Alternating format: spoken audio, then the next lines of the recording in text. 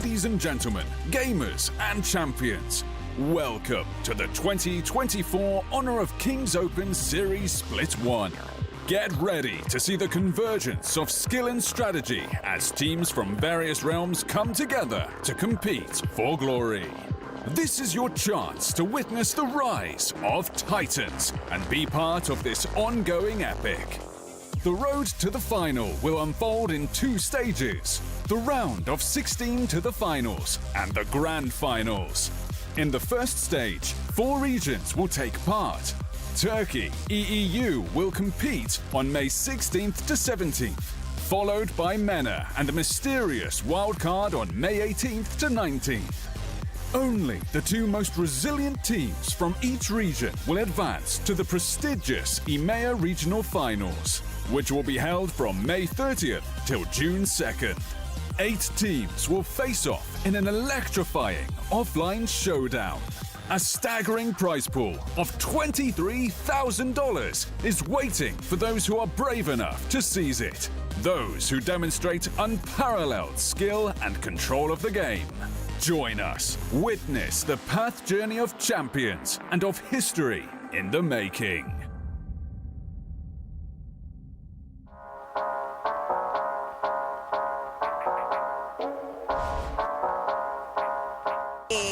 You have the immunity coming in. That's going to be the launch connecting in as well. Winter is here being set out. Everyone is actually in the mid lane. Killing spree going over to Tom. A lot of damage coming in indeed. Crucial crowd control coming in for the side of the red team. 2K actually going over to Tom, and it looks like from 1, 2, 3, 4, now it's 5 kills going over to the side of Omega Nemesis. 3 kills, a triple kill going over to our Lee, and 2K for Easy Babi, which is Dharma. A 10-minute ace, and actually, Days go straight in, they get the crystal, and they get game number 1. Ult again being popped. MZK does get spotted out, but that will be the ultimate coming in. Burning Sun Arrow does connect, but with that, the objective has been stolen, and another kill will get stolen as well. First blood going over to Zhang Fei, but now they want more. They smell blood, they get more blood. That's the kill going over to Lam Haido, gets bursted down, but Ray on this Kaiser trying to get away, but still the kill going over to Omega Nemesis. It could all just start here. The Hu Yi ultimate did land from downtown. Ray looking very low here. He does proc his ultimate, but it's not enough. The zone damage, the nukes coming from Princess Frost. Zhang Fei over the wall as well, putting pressure onto the High Nu as well. It is the only team member alive no longer. He falls quadra kill. 2-9-1-9 again. Somebody called 9-9-1 for the side of 7C because their crystal is going down in game 2 and they lose 2-0. Now going to be on cooldown for Mr. Hu Yi. He has been now put in the naughty corner with that long range stun, but a stun untargetable. Hu Yuan there completely just mitigating that CC there from Angela as well. But then we have Snow at the back of the queue, trying to do some damage there. We see a takedown from KK. Yin's down, Dream's down, Fable is down. The only thing left is Win in. I have to say though, Snow on this Ma Yin, I love how he used and utilizes this hero. But anyway, going back to the match, that will be another mid lane turret taken down. KK did try to target Mosey, but with another cannon blast, looks like this Peace Bringer will be able to bring chaos onto their opponents, because I think inside the box will be popped there as well. And now Snow is on the killing spree. We thought it's going to be a game number 3, but it looks like AGHK, they close it out with a 2-0.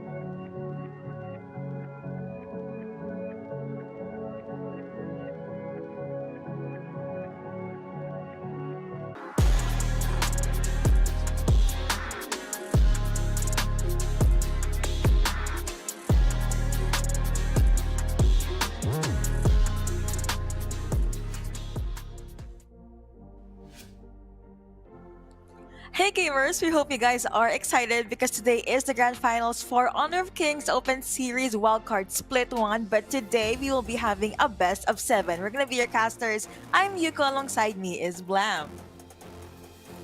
How's it going, everybody? We are happy to be here once again, obviously giving you the last little bit of the Split 1 wildcard qualifiers. This match is obviously just to define who is going to be the first or second team in this bracket, because both of these teams do qualify for the regional final in the offline broadcast. So obviously both these teams are going to be very happy that they have already got through to that point. They are just trying to find out who is the better team finishing off and rounding off this bracket. Agreed, but of course, like what you said, they will still see each other in the LAN, which I'm so excited because at least for my region, there's not much LAN events for Honor of Kings. Maybe soon, so I'm gonna have to live vicariously through this region and through these players. Yes, and speaking of these players, they are returning once again on the team of Omega Nemesis. We have Easy Baby, we have MZK, 919, Tummy, and Pegasus. Obviously, this has been a fantastic roster that we really liked the performance of yesterday, but these were the AGHK roster as well, with Devil, Zaze, Quinling, the person I cannot name, Miosotis, and Snow as well. But both of these teams played phenomenally yesterday, finishing off both of these matches with a 2-0. So is it going to be the battle for that 4-0, or are we actually going to see that full best of 7 that we all hope for? I think, well, my prediction, no one asked, but I was thinking about it before we started casting. I think we might see a 4-2 today, solely because we've seen the similarities on their playstyles. It's just, all about who gets to jump in first, who gets that better draft first. But speaking of good drafts and better drafts, Lamb, the hero that gave a lot of problems yesterday, has been picked up by AGHK. Sadly, we won't be seeing any Arlie for this game. I am sad, but there won't be any Mermaid here as well. Yeah, so unlike the Split 1 grand final we just saw, where Dolia actually came through quite a few times for Stalwart Esports, she is getting the banhammer in that first match straight away with her banhammer partner, Dio-chan, as well. But yeah, Lamb is one of the heroes that ADHK actually played yesterday in the second game, and obviously we saw that 919 actually got a quadra kill to finish off the game as well with this hero, so already setting that standard very high on that prior blue pick for the Lamb. And then we look over to the side of Omega Nemesis. So again, this team picked Zhang Fei both times in yesterday's matches, and Princess Frost as well. So again, these are two clear comfort picks for this team. Agreed. And I think another pretty hot pick from yesterday was Mayin. We've seen her a lot in the Clash lane solely because of whatever, and her combo is just really, really strong, can disrupt a lot of these possible mid laners. I was expecting to see a Dama today, but sadly, he got banned out by Omega Nemesis, so no one's punching anyone here, okay? And no one will be a ninja and slicing anyone in the game as well, because Prince of Landling has been banned out, and Byron, another hot pick yesterday, was banned out by Omega Nemesis.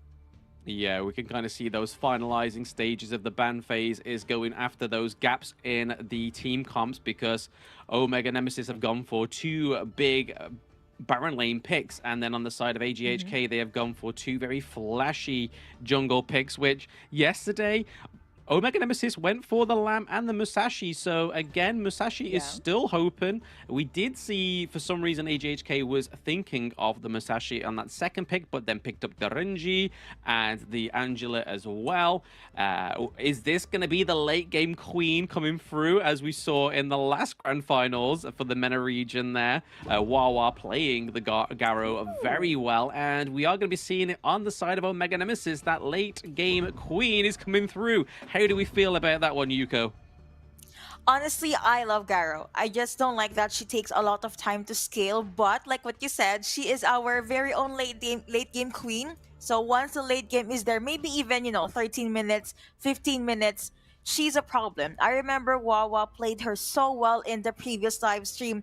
It's all about positioning, and when you have Zhang Fei, that's actually not a problem at all. You also have the CC and the control coming out from Princess Frost here. So I think the Garo pick really, really made sense, and maybe the Musashi pick as well. Yeah, I mean, if they have the Masashi pick locked in, it's then going to obviously just thicken up that front line from the Zhongfei as well. But not only do you have the support on that front line from the Musashi and the Zhongfei, you're also going to have it from the Princess Frost as well. So a massive AoE slow, great nuke damage from that mage in the mid lane. But then we obviously have the counter, which is Angela in the mid lane as well, being the fire mage herself with the CC immunity. So if we see Masashi actually go in and try and focus this Angela in these team fights, it's actually not going to go too well for him if AGHK Devil times those CC immunities very well. So again, I think this is a pretty stacked out roster for both teams, and what a great way to kick off game one in this full best of 7 with a fantastic team composition on both sides. Which one are you favoring right now? Ooh. Okay, so I'm gonna say it. I love Princess Frost. I don't know how to use Mayin, but I love players that could utilize her. And it's the first time we're gonna be seeing a Garo. So I'm gonna have to go with Omega Nemesis here. How about you, Mr. Blam? Yeah, it's a hard one to call, but I think after the performance of yesterday, I can honestly say I can see it within AGHK's performance that they could easily tame this beast that is Omega Nemesis, because yesterday we saw Omega Nemesis just absolutely become this aggressive monster in the early game that 7 Chaos could just not handle. But I feel like AGHK is going to be more than that chocolate doorstop that I talked about yesterday. I think they are going to be the unmovable object meeting that unstoppable force. So getting into game one, very excited to see how this game one concludes. But again, this is just all the starting points. But I think it's good for us to both take a point for one team and the other. So there's no caster curse going on right now, which is clearly what happened in the KPL spring competition yesterday. Clearly, a lot of people favored All Gaming. They did lose, and Wolves won. But I think it's for the 5th or 7th time in a row. So could this be a curse for All Gaming as a brand, or can this be the redemption that they need for the brand? I hope it's the redemption arc because I love that. But I did see the predictions, and it's funny because, like what you said, all, if not most, of the casters were on your side. So afterwards, they're like, yeah, I think there's a caster curse thing. It's not their problem, it's ours. So, it doesn't kind of count. So now that we did the 1-1 thing, it's all gonna depend on the team. We're just casters saying the narrative and calling their amazing plays, right? Right? Absolutely. I think it's more than just casters. I think there is definitely a caster curse that is present and prevalent within the esports scene, no matter which game it goes to. But again, I think it's just a great way to start this best of 7 is just seeing some of these power picks come through, like the Direnji, the Lian Po. We haven't even spoken about the Lian Po there. So having such a fantastic jungler like the Lamb, being able to get in and out of slippery situations, have a fantastic engage. You've then got this man with the meteorite fist that can CC your team. It can pretty much cover some distance with his ultimate as well and cause some real damage when he has his passive pretty much stacked as well. So again, I can't call it which team comp I like more, but what I am calling there is that first blood in the top lane there. So Snow taking a kill onto Easy Baby. So easy kill for Snow in the Clash lane, giving the first blood over to AGHK. I mean, you know what? If you're a Clash laner, that's something you would want in the early game. So thankfully, with the help of his teammate, they were able to do that. And I feel like you got it right, okay? AJHK, they definitely know and they have what it takes to be able to tame the opponent, which is Omega Nemesis for now. That's going to be a jump in coming in from Quing Lin. No follow-up just yet. Probably to just push back MZK, which was phenomenal, by the way. yesterday. Let's see if those skills on Zhang Fei will still be prevalent here in the grand final. It's a best of 7 again, so a lot of games definitely in store for us, and they already plan to take this one slowly. But you know what? Ooh. That kill was not slow at all. Despite the Frigid Prison being connected, that looks like that's still gonna be the kill going over to Lamb.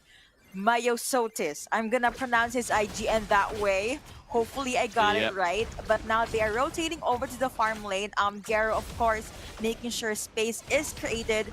That they were able to spot 919. That's conditional being popped as well. But looks like it will be the kill going over to Musashi. 919 was target, but he became now the predator. After that, AGHK, they decided to back away. Yeah, I think it's a reasonable point to back away there when you actually lose a life, and a life like Liampo, which could be your backline into a late team fight brawl, just disappears like that. And that's the beauty of having the Garo, having the Princess Frost, and having the Musashi there as well as a 3v1 taking down the Liampo. But I think it's fair props to Omega Nemesis actually getting the kill on the board here, because we saw yesterday AGHK did give, Freezing Esports actually gave them a pretty solid game. Obviously, no victories were on the board for Freezing Esports, however, but I feel like they actually did a great performance. And so far, I'm not disappointed with Omega Nemesis. They are still keeping their own. The momentum is definitely a different breed, but it's still working against AGHK. You know, as the song goes, I can't sing, so I will say it in poetry. Keep holding on. I think that's something Omega Nemesis is doing right now. They don't really engage on these full-blown team fights just yet. Usually a pick-off here and there, but that's about it, because AGHK, they do have a lot of pick-off potential. I mean, look at that Lamb, look at that Elaine. They are doing their best to be able to give some safety net or protection from Zay's. Quinglin has been jumping in and out of the mid lane as well. But for now, at the farm lane, looks like the RNG, Zay's, is trying to push his opponent back. MZK did get some damage here and there. Objectives are already up, and we might see an objective dance, but it looks like Lamb has his eyes set on this one. Garo again on the safe side, but someone that's not safe right now is actually Mayan. Easy Babby does get bursted down. You also have Winter is here being popped. Looks like that's a bit of damage being taken by Quang Lin, and the Sun is going to be connecting onto 1919. Looks like that is going to be a 1-0-2. Killing spree going over to Snow. What a good combo coming in from Elaine. That was quite the Moonlight Flash. But now AGHK, they rotate over to their buff area. You know, if we get an objective and we get the kill, might as well get their buff. Yeah, I think that was a beautiful performance there by AGHK Snow. We saw an actual death on Sunset today. I mean, this is already starting to be a fantastic series, because yesterday we saw the Freezing Esports pick up the Elaine, but there was definitely no death on Sunsets there. But yet today, already, Snow having a fantastic performance on this hero in the Clash lane. And all that was able to shift the team fight away from that Tyrant, allowing both the DRNG and the Liampo to just finish the Tyrant as well. So again, a masterful play there by AGHK. But did I expect anything less from this team compared to their performance yesterday? Definitely not. True. I mean, the consistency is definitely the key here, and looks like that will be the first turret drawn or first turret down for game number 1. There you go. Again, another 2v1 at the mid lane. That is going to be the ultimate connecting onto one, and this Angela. Okay, I love the Angela play so far. It really works. All of those magic damage, all of those very clean targeting, it really makes the game worth it. Blazing Brilliance, really a problem. I mean, I don't really like getting hit by the ultimate as well. It's a slow, it has so much damage, the range is crazy, but Devil is definitely making it work. Will they find more kills though? Looks like Snow has his eyes set on MZK, but that is a Zhang Fei. He is quite tanky. With that, the other members of AGHK are slowly boxing in their opponents. Let's see how far can they last. The objective is up. Maybe they might take a pick off, or they can use this as a bait before starting any fight. Yeah, we can kind of see the main already looking for a macro rotation there to try and at least get one turret on the board for Omega Nemesis, but a great engage there from Liempo, but nothing worse to come of that because, again, they managed to take that first tier turret. Hopefully now we may see a pickup from either of the Zhongfei or even the first blood onto the Garo, because Garo has not fallen yet, which is probably for the best because all this hero needs to do is just farm up, get some items, and then they're back on the horse as a team as well, because not only does she have the silence, she has the attack speed increase and critical rate increase when she uses her Sphere of Purity as well.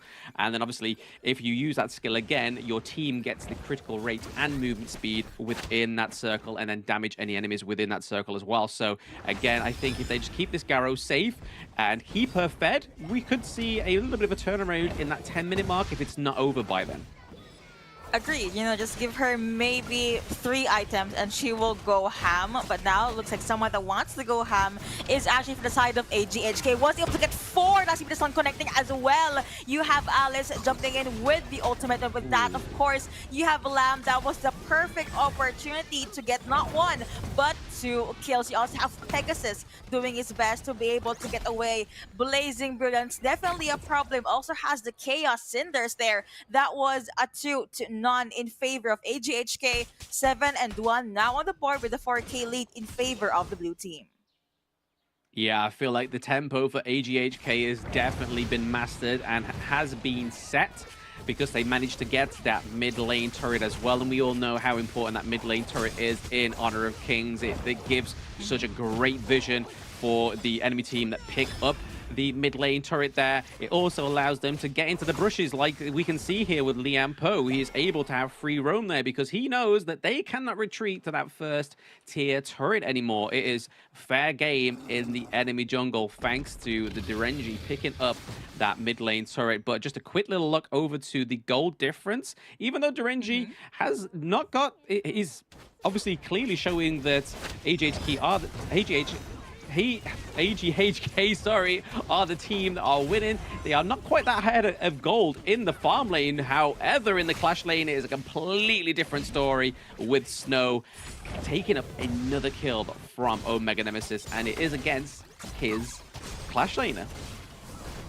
And looks like we have another fight here at the mid lane. Trying to juggle that 1v3, 1v4. Shot on goal does go over to 919. Someone called 911, right? That's the kill going over to this. That was a very, very good combo coming in with the legal immunity as well as respect the law. There, we can finally see some moments of brilliance for Omega Nemesis. The draft is finally working, but it looks like AGHK still gets some stuff for themselves. They are picking up little minor victories, but I think overall they are painting the picture for the bigger victory as well. But because we're currently looking here at 9 kills to 3, we're at 29. I'm going to be charitable. I'm going to give them that 30k. It's 30k to almost 26k. And then in terms of the objectives, there's no turret, actually no, 1 turret being taken down on the side of AGHK. But we are going to take a small little intermission there. There seems to be a bit of a technical support, but we will get that iron through. But as I was saying, it seems to be going in the favor so far for AGHK. Do you think there's anything that Omega Nemesis can do to come back from this, Yuko? I think it's to give a handful more time for Mayin to be able to make things happen, but maybe there's a moment we've been waiting for. But as you can see, AGHK is still very consistent with their aggression. You know, Snow is now unstoppable. Goodness me. Now you have Angela with the combo there as well. 30 seconds of no clash laner. We're finally seeing some moments of brilliance for Omega Nemesis. Just focus down on Snow if you can, but at the same time be wary of Devil's ultimate as well as Zay's scaling, because a DRNG Imperial Order, just one throw, it can like take down 3 or 4 bars from Pegasus' life. Yeah, I mean, that fight in the clash lane just shows that Snow is not just unstoppable. It's a lane definitely has his flaws as a hero, and it was clearly shown there. Even though they managed to take down both the Zhongfei and the Garo, it still seems that they can pick off the lane. They have brought that 1 kill all the way up to 5. So again, just before that little technical issue, it was 9-1. Now it's 11-5, but we have a Liam Poe going in here. Had to retreat because of the Princess Frost and the Mayeen being very close by as well.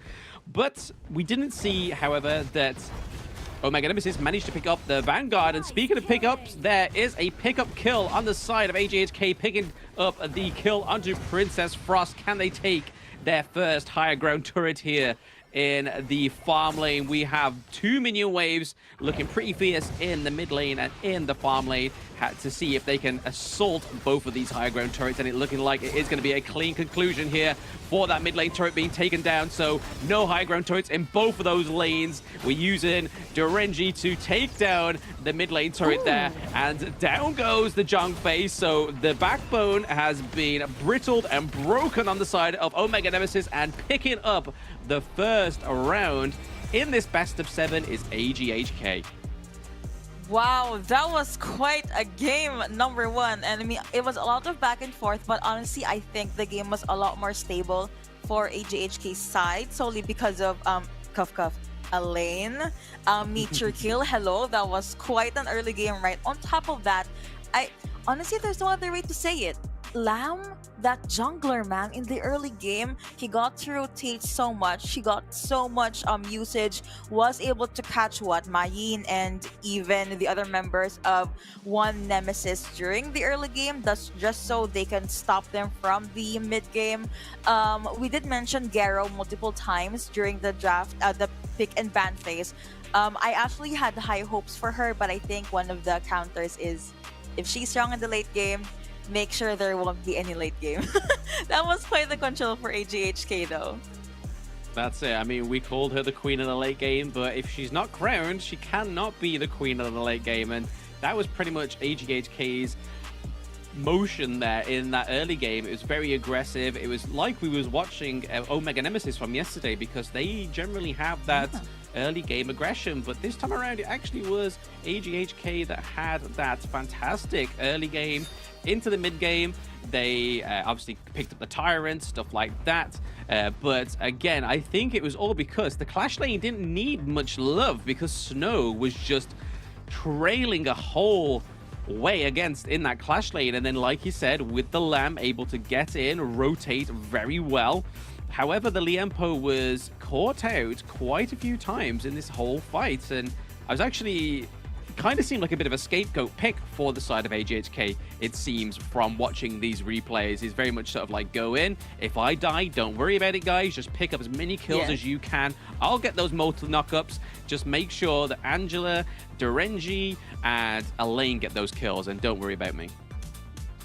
I think my personal favorite play, it was in the highlights earlier on, the 4-hero Tremor Smash coming in from Quing Lin. So Magma Slam lasts for 2 seconds, right? I think there were moments where he was able to utilize this, got that very good setup, and even if he doesn't, let's say he dies, he saves his teammate. So it's all about picking your poison, making sure either you secure the opening or you just save your teammate. Again, it was a very good shutdown by Pegasus, but there's really nothing you can do if you have a laser right at your face. And you mentioned at this point in the match that they are looking into getting the first ever inner turret, but instead they went straight to the crystal. And here are the post-team stats. Really great way to start our best of 7 here. Oh, fantastic way. I mean, just look at those KDAs across the board. I mean, Durenji not even picking up that many kills, but also on the no death run, clearly a hardcore player there, and especially picking up that 9.5k gold. So farm laning doing what farm lane does best by picking up all that gold, but also dealing out quite a bit of damage there. So 33.3% from the Durenji. Obviously not closing those kills, but being a massive factor for the damage dealt. And then the next buy next to it is Lamb, so 30%. So we see that Snow claims these kills, claims those kills by freezing them with the death on Sunset, but actually not doing that much damage. So playing the assassin lane very well, and knowing when to sort of engage, pick up the kills, get out of there, same as the lamp. So I can only surmise, and yes, we are correct, that Snow picks up the MVP for game 1 with that 29.1k damage, KDA of 6.1, and then obviously damage taken as well, 28k, so very close to what the damage he did. He took that back. So it's that same phrase: if you can give, you can take as well. You have to take if you can give that damage, and that's exactly what MVP of game 1 Snow did.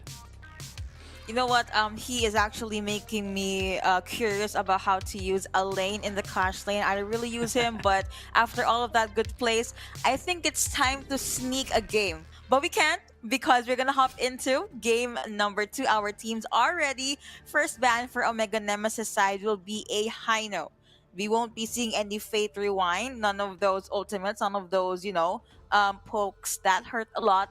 I do want to see, though, if we will see a Dawn pickup, because that's a hero that was quite famous yesterday, but we didn't really see him in game number 1.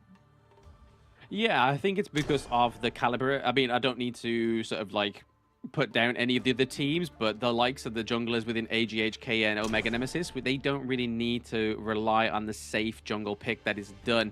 So I can imagine I mean, it was even hovered in the first game that Omega Nemesis was thinking about the Jing, and I literally got hairs standing up on my arm. I was like, oh my god, oh my god, oh my god, Jing's coming through, Jing's coming through, and he actually did it. But I feel like that is probably going to be a story to be told in the next few games coming.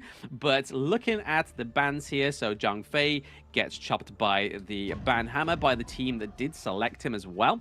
And then obviously the Xiao gets banned, but they do miss out that second ban on the side of AGHK, which doesn't seem to be affecting them here because they still managed to pick up the Princess Frost and the lamp. So going forward again, actually Princess Frost does switch hands here, but Dolia is picked up on the side of Omega Nemesis. Finally, we will be seeing the lovely mermaid. We also have Gan and Mo picked up. Not much presence in the early game. Menki might get... Okay, never mind. I'm just gonna stop that thought. Damn. Please forget that I said anything. But we do have the Kaiser here. I think this is a much more safer play because of the Blade Tempest as well as Invincible Warrior. It's the perfect setup for ADCs, maybe even for Gan and Mo. I remember you mentioned something yesterday, the anti-social team, right? Maybe we'll see the lineup for Omega Nemesis again, but a hero that we did highlight in game number 1, DRNG, will still make his way into game number 2. I don't think about this will be the setup for the antisocial club. It may be 4 parts of the antisocial club, but then the social butterfly that is Kaiser, because we know how much he loves to get into those team fights. The amount of sustain this hero has, he is definitely a social butterfly. He can clearly bring these antisocial heroes into a group and work together. But like you were saying, the synergy with Dolia and Kaiser is definitely one they don't want to miss out on, because again, this is a huge pickup for any region, is Dolia and the Kaiser. Giving him 2 ultimates, giving him basically 18 seconds of unkillableness is crazy. If they can execute that, I think AGHK could be in for a troublesome team fight, especially if they have an aggressive early game like we're used to seeing with Omega Nemesis. But just looking at those freshly banned heroes, we have the Sun Bin and we have Mayeen being taken down here. So a little bit of a focus onto the Clash lane, even though neither team has Clash lane heroes selected. Muzi being banned out as well. And then looking at AGHK's side, you already mentioned this, but yeah, they don't really like their Clash laners. Given the fact that Omega Nemesis is missing a Clash laner, so they took out arguably the... Not really the best, because my money's still on Byron. So maybe that's the hero that Omega Nemesis will pick up. There is a hover on Cayenne, though. If you want healing, definitely your hero will be a good combo for Princess Frost as well, just because they have all of those CCs.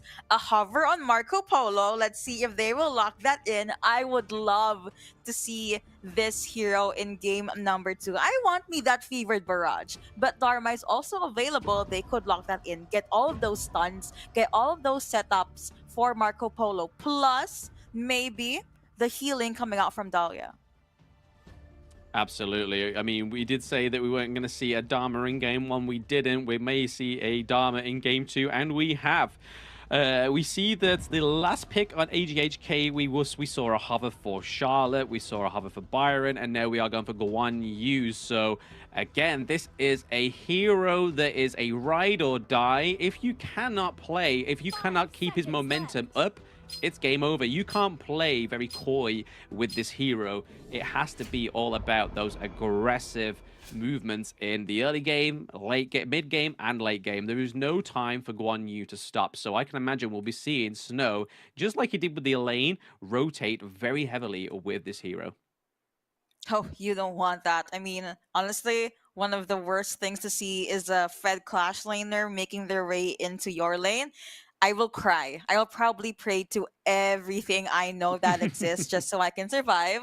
But we hope you guys are enjoying the game so far. I'm happy to see people from different regions, pro players even, are actually watching the live stream. So we hope you are enjoying there. And in any Welcome to timeline or Honor of whichever Kings. part of the world you are in, please don't forget to invite your Enemy friends. minions And will if you arrive in didn't 5 download Honor of seconds. Kings yet, why haven't you downloaded it yet, guys? You need this in your phone, right? Right? Agree with me, please.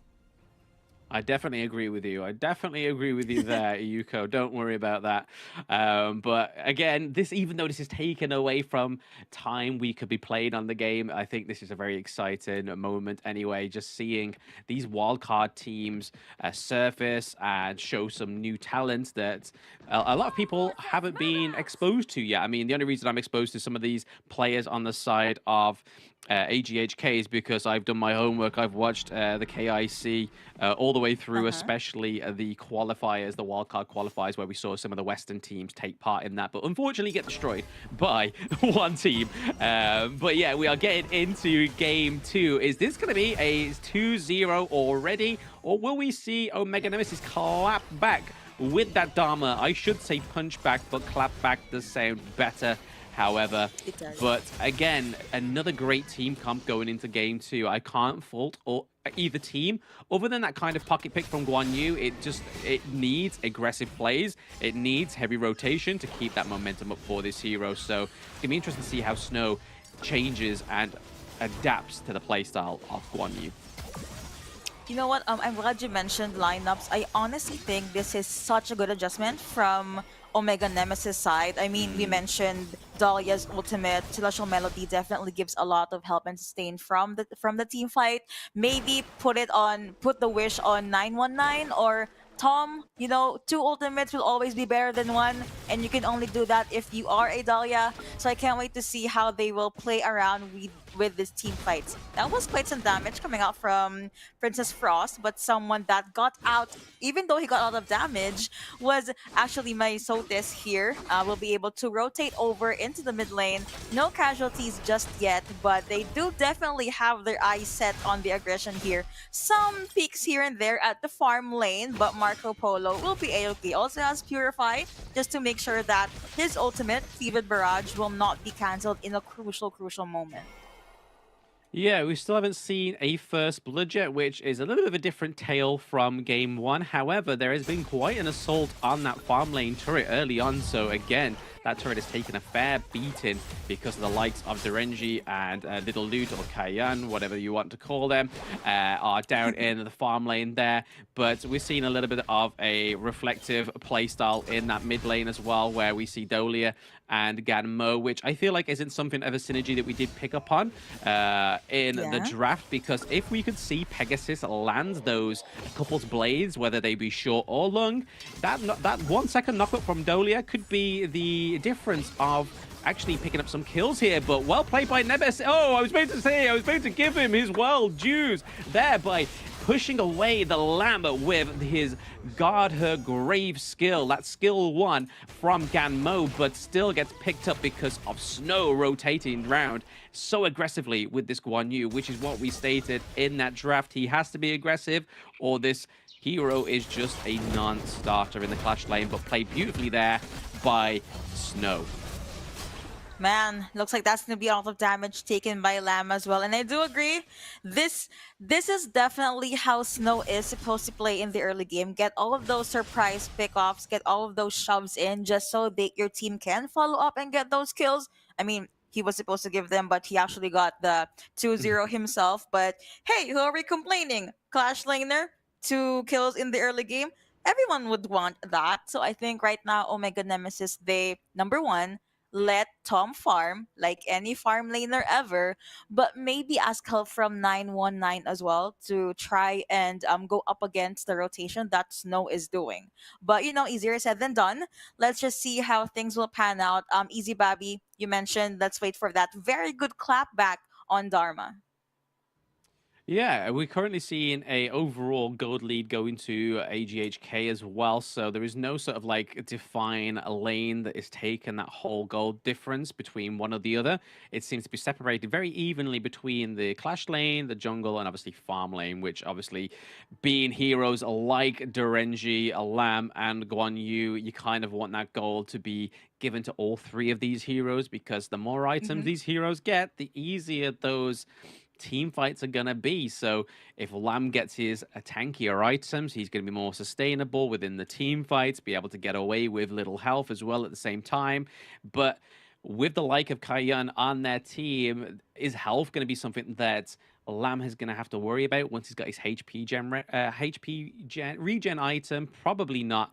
But giving those items, those attack damage items to Guan Yu is definitely going to mean for a faster rotation and more aggressive, a slap in the face when you see him on the horse. I mean, it's not going to be a slap in the face from a horse. It's going to be a slap from that huge blade from Guan Yu when he rotates down to your lane. But again, AGHK playing the same kind of game. They are very aggressive. Yes, we saw a little bit of a later first blood being picked up there by AGHK, but nonetheless, they did take up a double kill as part of the first blood.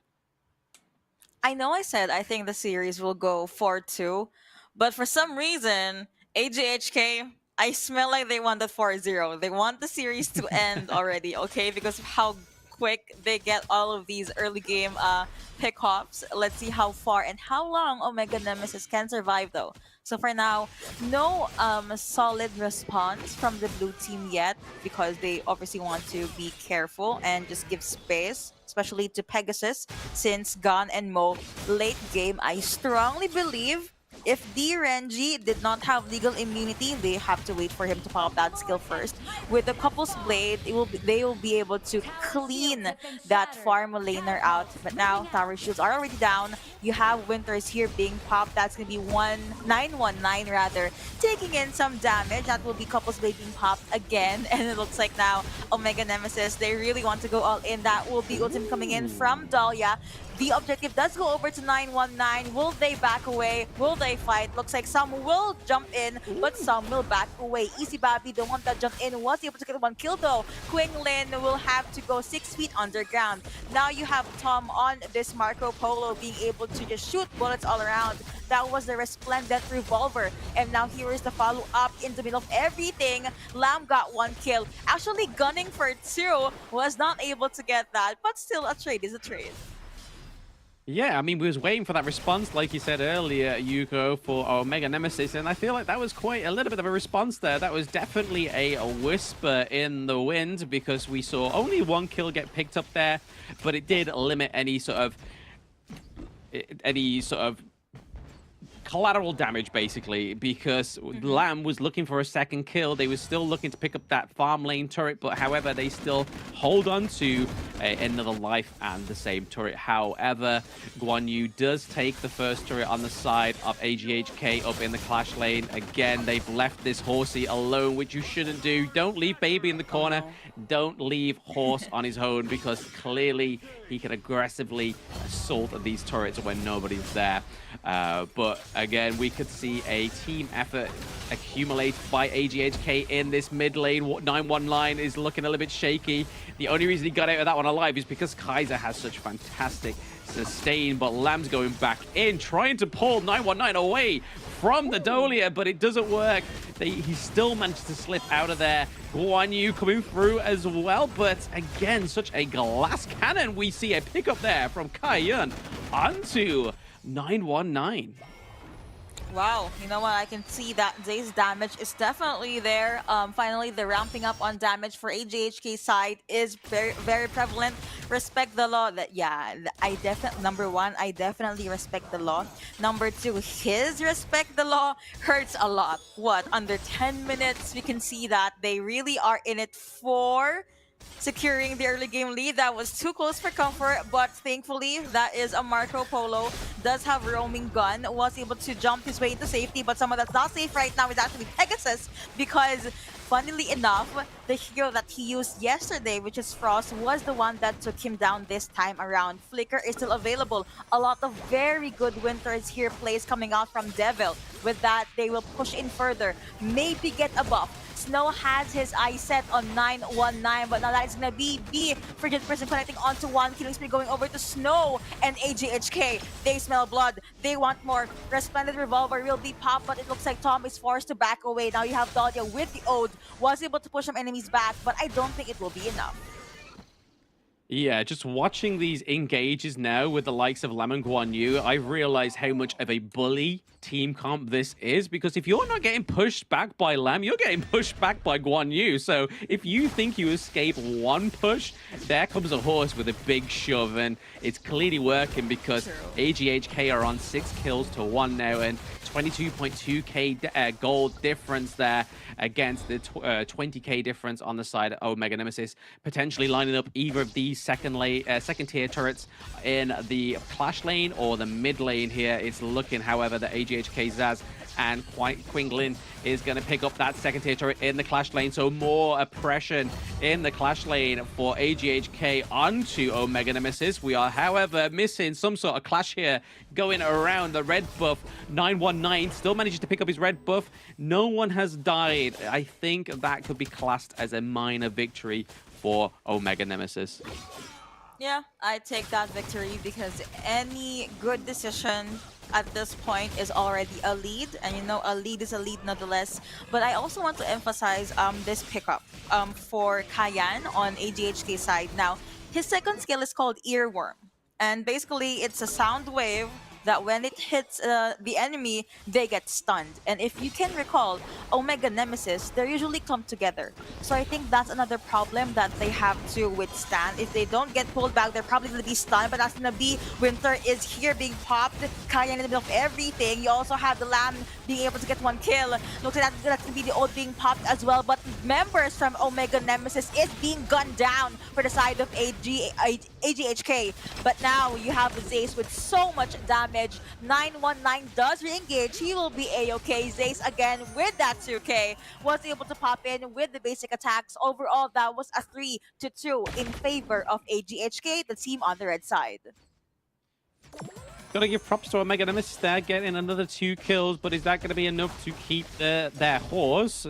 Forgive my pun intended, even though the horse is on the other team, but they need a horse in this race, and is that 2 kills going to keep their horse in this race?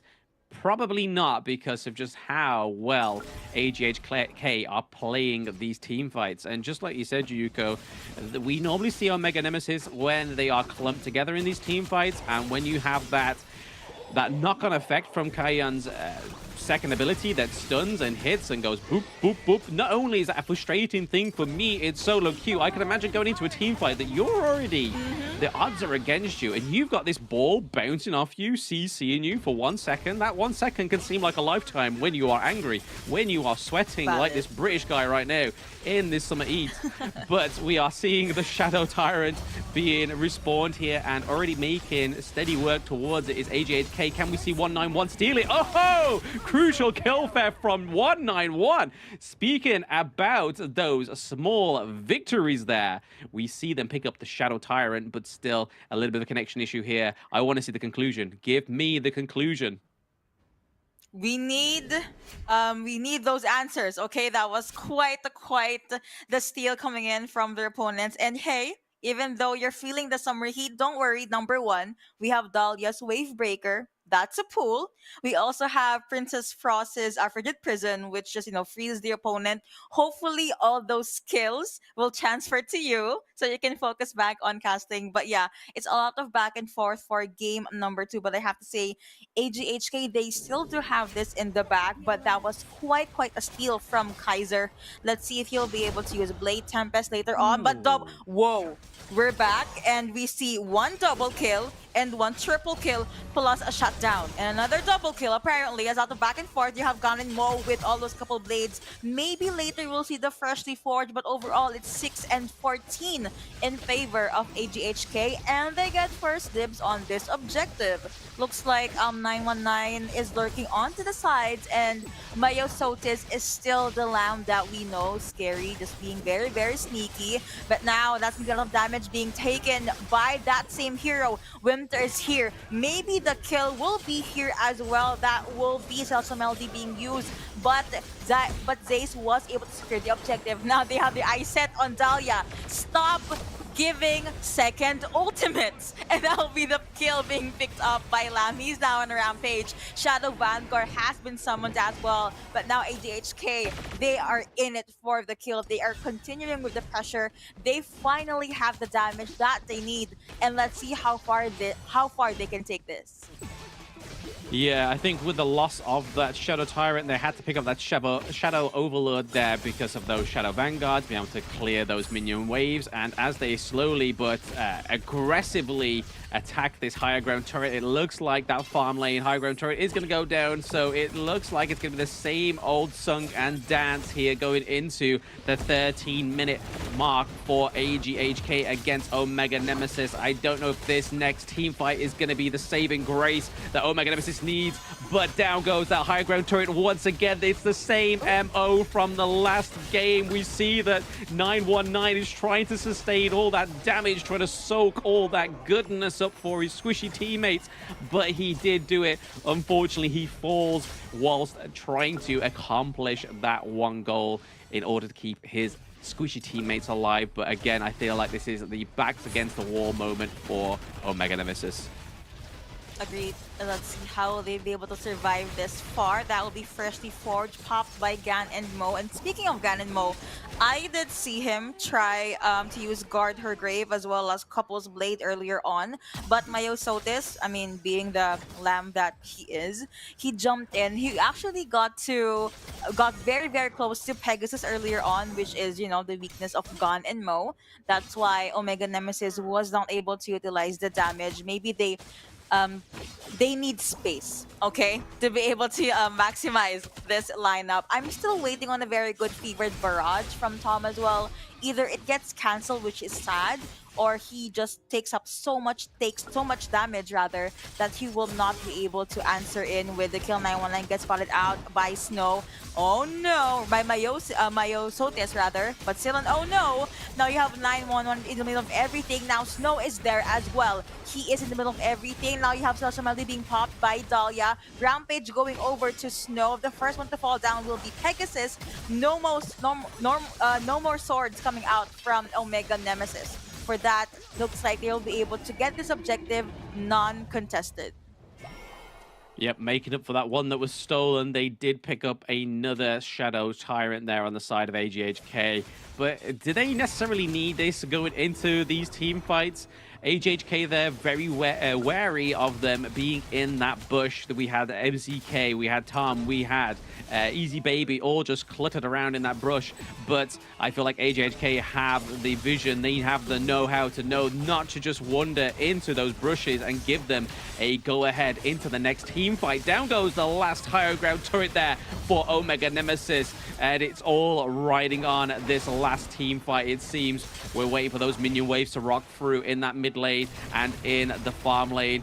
It's all about how Omega Nemesis just keep this last lifeline alive. Are they going to make the mistake that they were hoping AGHK did by wandering into a brush, or are they going to just keep their heads level and try and come back from this Hail Mary moment, because it needs to be some sort of saving grace to get Omega Nemesis on that scoreboard? Honestly, I think it's a little bit of column A and a little bit of column B. You need to be able to pull all of these call plays, but still try and hope that your opponents will make a mistake. But yeah, I don't think AJHK wants to make any mistakes this time around because right on cue, they do get the huge objective. And after that, they're pretty much confident to try and pick a fight. And as they were getting their objective, Snow, being the hard worker player that he is, was able to shove in the lanes towards the farm lane side. So like what you said earlier, no more structures of defense for Omega Nemesis. No more turrets. Whereas for AJHK side, they still have like 6 structures ready on their lanes. You also have quite the damage coming out from the team from the red side, and earworm coming out from Quing Lin. Lamb does jump in to try and taunt the opponents, but Ode has been popped as well as was the Wave Breaker. I think it's time for Easy Babby to make something happen. Let's see if something will happen. Lan will be there as well, but he does put in the damage toward the side of Omega Nemesis, but it looks like they don't care. They want the crystal. They have the ice set, and with that, Snow is now unstoppable. Stuns aren't really connecting, but now Easy Bobby with everything. A double kill going over to Snow, and the crucial crowd control for Quing Lin. And as I say that, AGHK, they bag game number 2. We are now 2-0 so far for the grand finals in this series. I mean, we've already seen one 4-0. It's looking like we could potentially be seeing another one here for AGHK. But to be fair, to Omega Nemesis, they managed to keep that ground 0 going for longer than most teams probably could against such a great team like All Game in Hong Kong. So fair plays to Omega Nemesis. Let's look at a few of these highlights. A majority of these will definitely be in favor of AGHK. But obviously we have the crucial kill theft on the side of Omega Nemesis, but just look at that pushing backwards and forwards between Guan Yu and Lam. You are basically being bullied on the schoolyard, pushed against 2 people, and there's nothing you can do. And I think that was probably the answer to this Marco Polo pick, because Marco Polo pick on the side of Omega Nemesis was their 4th pick. Guan Yu was the last pick. If they were trying to go in with a Marco Polo ultimate, you've got Guan Yu that can redirect it and completely stop that Marco Polo before he even gets a going. But again, AGHK Snow has just absolutely dominated the Gorge in game 2. But the same goes to Myosotis as well, a great player nonetheless. I think they both racked up the most kills in this game too as well. So I think the MVP could go either way, or we could see it because of the crucial crowd control from Quing Lin. We could see an MVP go to the support. I feel like my personal MVP will be the Roam. Just, they need more love, okay? All of those kills, all of those plays won't be possible if there is no room. But I guess if we're gonna go with the flashy plays, I would have to go with Snow. He's so consistent, like game 1 and game 2. Someone needs to stop this guy, right? He's such a beast in the lane, and he keeps on rotating all over the map. And even here, in the last few moments of game number 2, he was unstoppable. Even got that double kill. And I think it's all about those plays and those controls they were able to do. But with that, here are the post-game team stats. 9-1 and 8. Okay. Bro is on fire. And again, we're seeing the same kind of story from Zays again. So not many kills on the board, but farm lane doing what the farm lane needs to do, which is picking up all those pennies, pocketing it, picking up those items, doing a lot of damage. Once again, 38.5% damage by Durenji there, and then shortly followed by the Lamb as well. So once again, Snow not doing a lot of damage, but was just there to pick up those kills, do the little finesse, do the salt bait by popping the salt over the meat, and then just claiming those kills. So again, Snow knows what he's doing, and when Snow falls twice, he gets the MVP back to back. My boy, give room for others, please. Right. Even a 100k damage, I would not want to be anywhere near this player, okay? But hey, that means AJHK, they're just performing really, really well. I love the priority onto the heroes and the draft as well, but that was quite a game number 2. We're gonna hop into a very short break, and when we come back, we're gonna be seeing game number 3.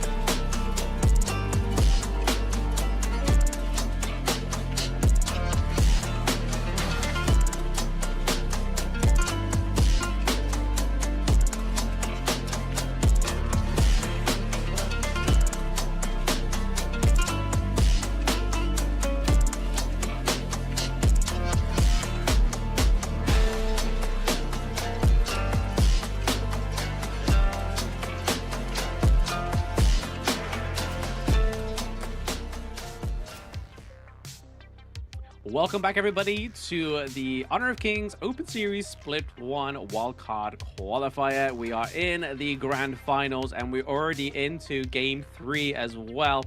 I am Blem, and with me is Yuko. How are we feeling going into Game 3? I feel like I caster cursed the series. I just said I thought it will be a 4-2, but of course AJHK, they showed us quite the prowess in the first 2 games. Let's see though, maybe Omega Nemesis still has something up their sleeves, preferably Lamb, because he has such the win rate all throughout the series. I'm looking at the bans right now though. Dakyao is a consistent ban for the red side. You also have Mai being taken out, but another consistent pick, honestly, is Princess Frost. And Dahlia now going over to AGHK side.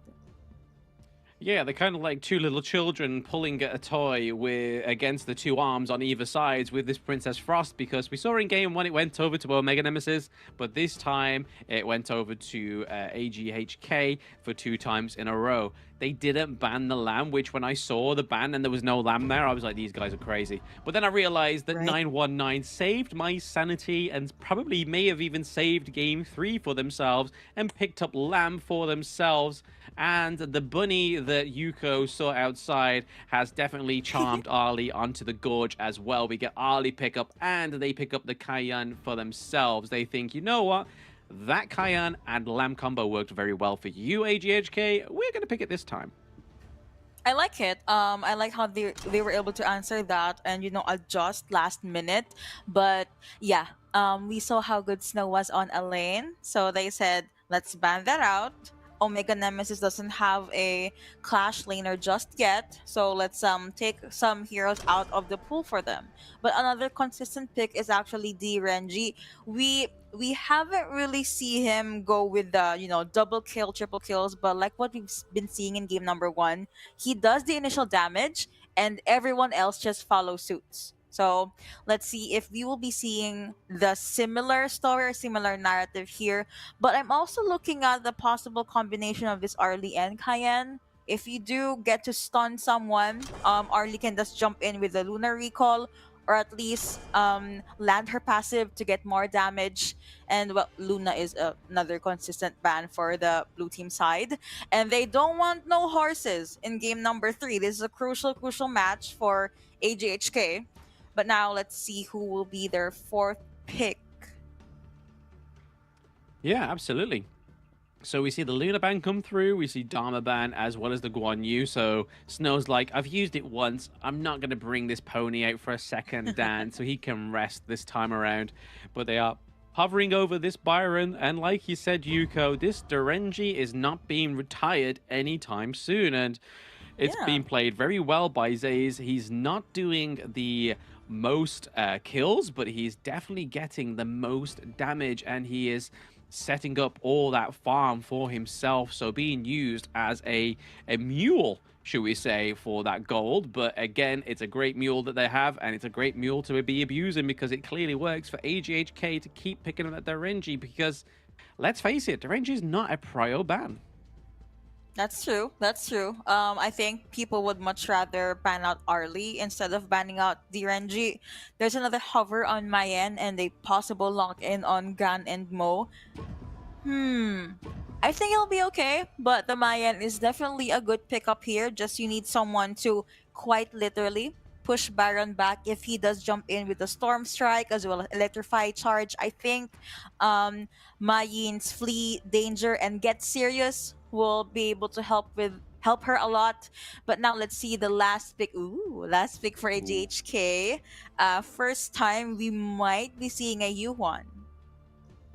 I'm going to say, no, they locked in this hero yesterday. So again, this was their first game of us actually seeing AGHK. They did pick up Hugh Huan yesterday, but it could still be considered as a different pick. But I feel like that is going to be locked in. The Lady of the Jungle that is not necessarily, was probably not meant by the devs to be a jungle, but she definitely fits that role very well. And with the likes of Dolia as well, paired up with that second ultimate, we could have she could have 2 times the airtime. She could be up flying on cloud 9 and come back down, crashing all over Omega Nemesis. But Pegasus really wants that Gan and Mo to work. So far, I am not convinced.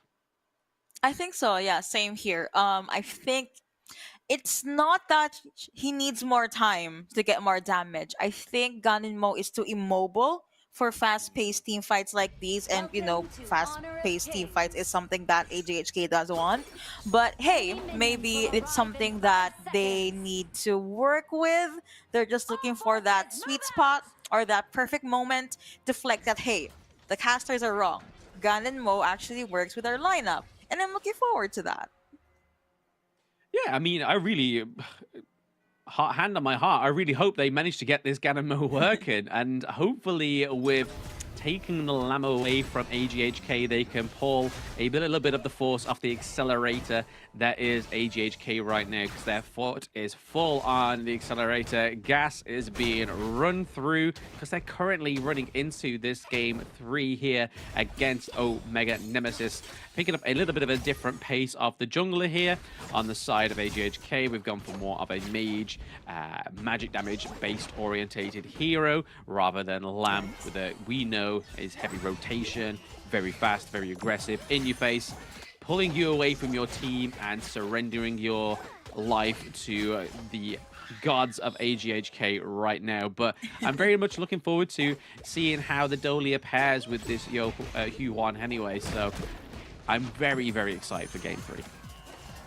I stopped reading for a bit because I thought Tom will be able to get the first blood. That was a very good Lunar recall, but after the stun, I think it was still too early to try and make any crazy plays from Arlie. And now Dahlia, Quinglin is near their ADC, which is the ENG. But in the mid lane, though, looks like there's another skirmish. Fights are happening all around. That will be the wave breaker being popped as well. Tom now in front, but he'll be able to jump right back. That's how quick and how slippery Arlie is. But the stun is going to be connecting onto Dahlia. No full-on commitments just yet.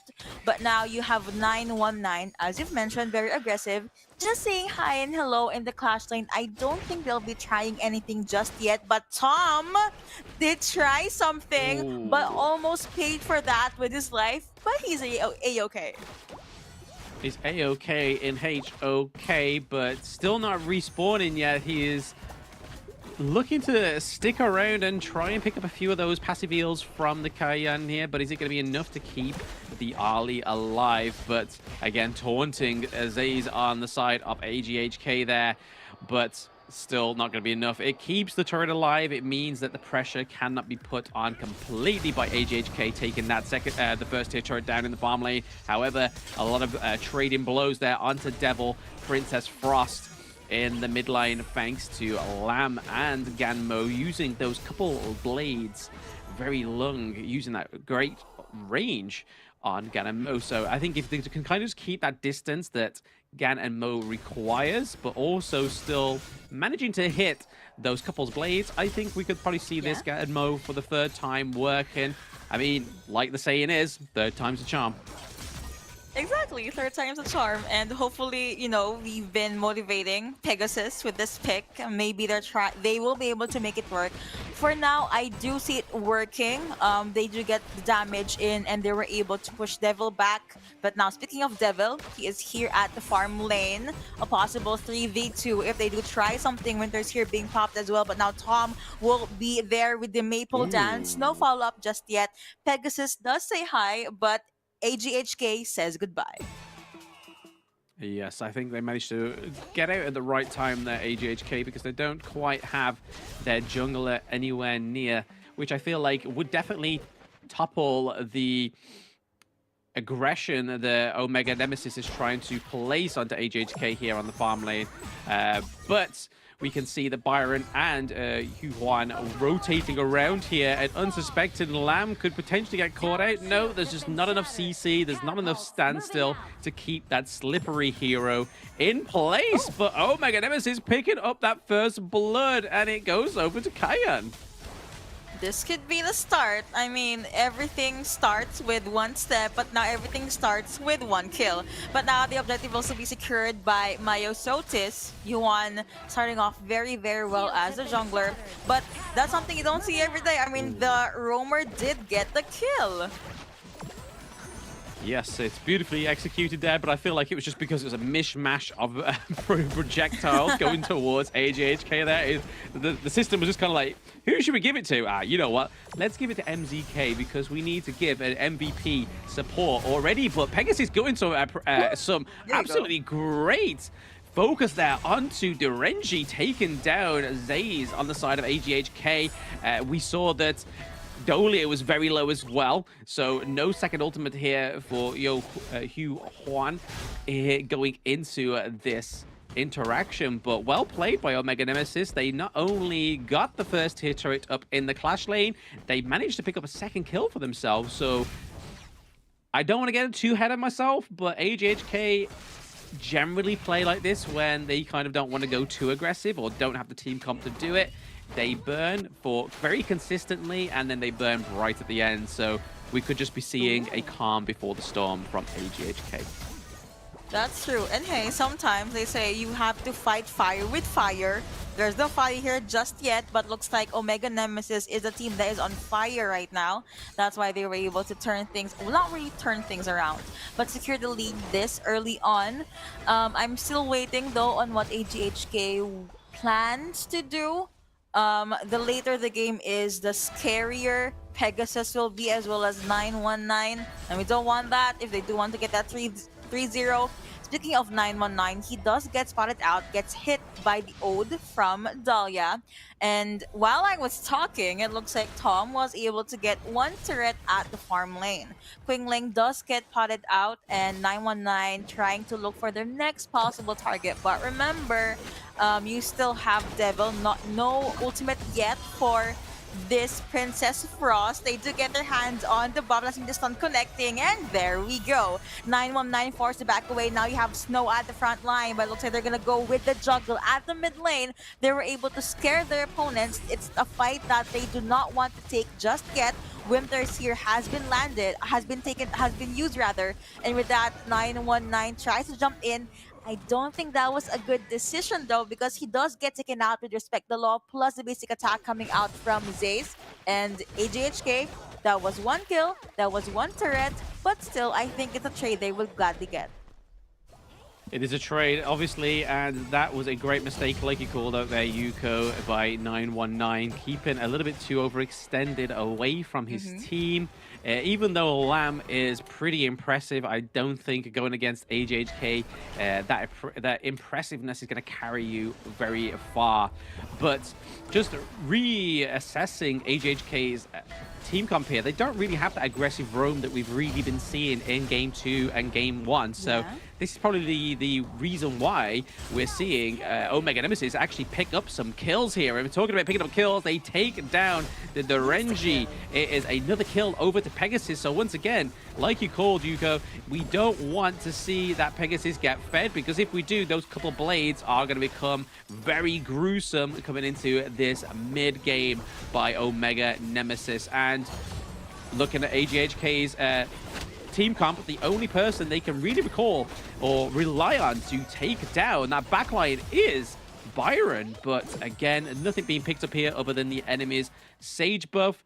But again, another small victory for Omega Nemesis.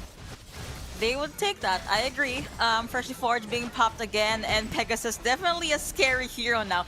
It's like they're listening to what we were saying. That was, after 2 games, he finally got his groove on, and hopefully they get the snowball. And right on cue, they do get their hands on this objective. At least right now, they have 1K-ish gold. Hopefully, they will be able to take things a step further. I think they just need to have a good setup for Tom, or at least for Easy Babby on this Mayin.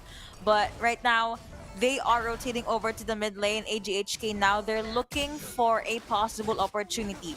Could it be the objective? Could it be the pickoff? Could it be Qingling trying to, push someone away? We don't know. But what we do know is we have Byron, we have Snow with still his immaculate positioning. It's just that they aren't really able to find any pickoffs just yet. And there you go. Mayin gets kill on to Princess Frost, and Mayin actually goes down. Kill going over to Snow. Now you have Couples Blade and Freshly Forge plus guard her Grave jumping in. Now you have 2K going over to Snow. Byron with the Storm Strike as well as Force Field Suppression, connecting really good combo, plus they get one mid lane turret to beat. After all of those aggression, it looks like Omega Nemesis, they need to take a step back. After that misstep there, we see that Snow has finally activated. Snow has thawed, and there is going to be a second covering of that beautiful white blanket, and it's clearly working here. A great double kill there for Byron in the mid lane, and they managed to pick up that mid lane turret as well. So now the Omega Nemesis' jungle is anybody's game. They can have free roam in there, but looking to be banished and punished is Snow. Ali takes down the Byron there in a 1v1. However, we do see that AGHK do pick up the Tyrant, so is that a fair trade? A life for a lifetime damage increase? I would say that goes to a victory for AGHK because they're picking up their second Tyrant of the match, meaning that these next few team fights are going to be a lot more aggressive. There's going to be much more power coming out on the side of AGHK. Honestly, for me as well, I would take that trade any time of the day. I mean, my teammate, he or she will be back. But, you know, it's not every day that I get that extra damage boost. But for now, Omega Nemesis, they are looking for another objective. They do get their hands on it, but now AGHK looks like they finally wanted to pull the trigger. But Omega Nemesis, they're having none of that. We don't want to fight. We get it. You get the damage. We are still gonna raise the white flag for now and go back to the drawing board. Also, Snow is kind of scary. We don't want any more combos coming on from that Byron. Yeah, if the minion wave can kind of just keep consistent down in the farm lane, as we're seeing on the map there, the Vanguard is going to rock around anytime soon and put pressure onto that farm lane. But speaking of pressure onto Ganmo, falls by Snow once again. Lamb was put in place and frozen by Princess Frost, and Derenji banhammers the Cayenne as well. So the only two heroes left alive for a good 20 seconds is Ali and Mayeen, and we are looking at an aggressive takedown of this second tier turret in the mid lane whilst they wait for the minions to come. Are they just going to try and focus these two heroes in the mid lane to stop this mid lane assault from AGHK? Because if they lose their high ground turret here, it's almost that infamous 13-minute mark within HoK. But they are giving their best. It's a 2v4, and Ganmo is back. He is bounced off the ropes, and they do take down Qingling in that little interaction by Omega Nemesis. Yeah, I take that very small victory, but I also want to mention the juggle that they did in the mid lane after the fight. They were each taking turret hits just so they can take down the mid lane turret. That was very crucial. And as you can see in this team fight, Devil was in a safe space. He was okay, was able to proc the Frozen Heart, I believe, the Frost's passive, get the shield, get all of those extra auto attacks. But for now, AGHK, they seemed very quiet earlier, but now I think it's finally game time. They love their damage, they love their prowess 10 minutes up into the game. However, I think at least this time around, Omega Nemesis, they're a lot more equipped, well-equipped for team fights. They were able to get Yuhuan, but Yuhuan, well, he's okay. He will get to live another day. No casualties, no damages just yet. Yes, I think that was a safe retreat there from Omega Nemesis. We could have seen a takedown in that mid lane to the first tier turret from AGHK, but I think that would have come at cost of quite a few of the lives on the side of Omega Nemesis. So I think the retreat at that point in time was a very strategic retreat nonetheless. But just have a little quick overview on what's going on, who's in lead of what. Very, very slightly, we're actually seeing an Omega Nemesis gold lead for the first time in 3 games. It's not a huge leap. It has been broader throughout this game, number 3, but they are ahead by 400 gold, which isn't a lot. It's a few minion pickups. It's a kill. That's it. You're back in the lead, back on the saddle again for AGHK. But even in kills, the actual jungle objectives is even as well. However, there has been a lot more aggression priority on those turrets on the side of AGHK. So I feel like they are just going to play the macro game until they can pick off a great team fight and then just finish like we've been seeing for the past 2 games. They really love their turret takedowns, right? Even in game number 1, I believe, which they managed to end very, very quickly. For now, let's see if will it be the same story and the pause will be done. Let's get back to the action. I'm very, very excited to see what will happen next. The healing from Cayenne from MZK also is very good, very on point as well. he was able to help Omega Nemesis survive a handful of team fights or pickups. So just make sure MZK is safe, make sure that Pegasus is safe as well, just so they can have a lot of those damages. But Snow is being chased by almost the entire village, was able to pop in with all of those shields, but it's not going to be enough because Gon and Mo with the sword was able to draw blood. But now Qingling is here with the Wave Breaker plus the Ode. Mayo Sotis is here as well. A lot of resources were used on the Snow, but AGHK, they say, okay, they're running away. Let's just take a step back. Yeah, looking to take this Shadow Overlord. Is it going to be a crucial kill theft there? No, we see that Kaiyan actually lands the finishing blow there onto the Shadow Tyrant, which is going to make this a tasty engage here for Omega Nemesis going in under the mid lane turret, taking another kill off the side of AGHK. Qingling goes down. Can they manage to secure the mid lane turret here for themselves? Because if this starts to open up, this could be the chink in the armor of AGHK. They've already lost the second tier turret down in the farm lane. They just need to give some TLC to that mid lane. They didn't, however, secure... Actually, no, they did. Ganmo secured that Sage buff as well. So, again, that's going to be a detriment to Myotosis as well. So, let's see what Omega Nemesis can do with those small victories. It's a series of small victories, which could be deadlier than one big victory. I kind of felt bad because Easy Bobby had a good flee danger. It just so happened that number one, he was under turret, and number two, there's a lot of members from AGHK, so he paid for that with his life. But in an alternate universe, if Omega Nemesis was able to go with the follow-up, maybe they could have gotten the kill, but they got two members from AGHK. Very, very quick as well. That's going to be Winters here being popped as well, but Devil does get stunned. He is far away, beyond the turret even, but now Zace as well as Myosotis, they are at the front line. So much poke, so much damage, more enough, and actually enough for Omega Nemesis to rethink their game plan. You know what? Let's not fight. Let's just get this objective and get it over with. Yeah, and now we pay attention to that goal difference. It's now slowly falling away from AGHK, but is it going to be a pipe dream away? Probably not. I feel like that they can still bring this back if they really wanted to, if they catch Omega Nemesis slip up again, but goes another second tier turret over to Omega Nemesis. That's those two side lanes being focused on heavily there. Lamb doesn't want to get caught out in that brush. We see that Byron is on standby, ready to activate. Snow can come in once we see some low health onto the side of Omega Nemesis, and we see him rock around. He is in. He is trying to pick off this Lamb with the help of his team, but 919 does escape once again. This Lamb is just a slippery guy. A slippery guy indeed, but someone that makes all of that happen is actually MZK with the healing yet again. They were in a tight spot earlier, and Zace almost got the kill, but they were able to make their way into safety. Now they're just knocking onto the mid lane turret. Maybe they can get this because AGHK, they probably won't pick a fight just yet, unless... Okay, no. I was excited, but they decided to let this one go.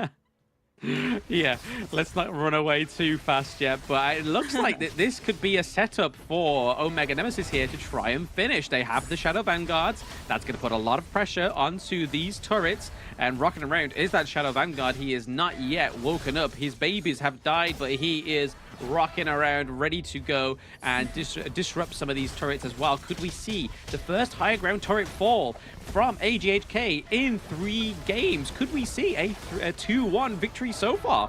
I think, just like you, Yuko, I am getting very excited at the prospect of Omega Nemesis winning Game 3. Right? We love all of those comeback fights and them trying to tie the numbers, but sadly, the turret did not fall down, even with all of those leads and the gold lead. But while they were buying time, they got their hands on another objective, plus the buff. So I think Omega Nemesis now, they finally got their groove. This is something that they need. They just need a good initiate, maybe from 919 or from Pegasus, because Tom needs to be safe at the back line. They just don't. I cannot emphasize this enough. Do not go anywhere near Zace if his skills are all available. We saw that happen earlier. They almost paid for that with his life. But ADC things, right? That's how scary they are. Around 20 minutes. It's almost 19 minutes though. But now Omega Nemesis, they're the ones that's on the hunt. Waves are pretty even, Steven, but the only change I'm seeing right now is that AGHK, they're come together. They don't want those pickoffs just yet. They don't really want to risk anything.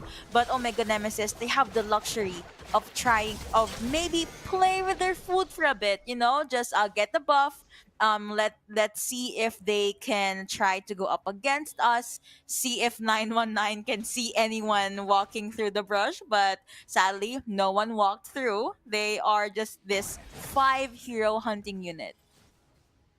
Yeah, it's definitely getting to that crucial 20-minute mark, which from any recollection of yesterday, we have not seen yet in the wildcard qualifiers. So this is peak times within HoK, within the wildcard qualifier, which just means that both of these teams deserve to go on, and they both qualified going into the regional finals as well. So I'm very proud of both of these teams, but I think it would be great mental for either of these teams to be placed first going into the regional finals, even though we don't know how that's going to get seeded quite yet into the regional finals, whether it puts them into a better place. Do they get to choose? We don't know yet. But again, another Shadow Overlord going onto the side of Omega Nemesis. We have the Shadow Vanguard there.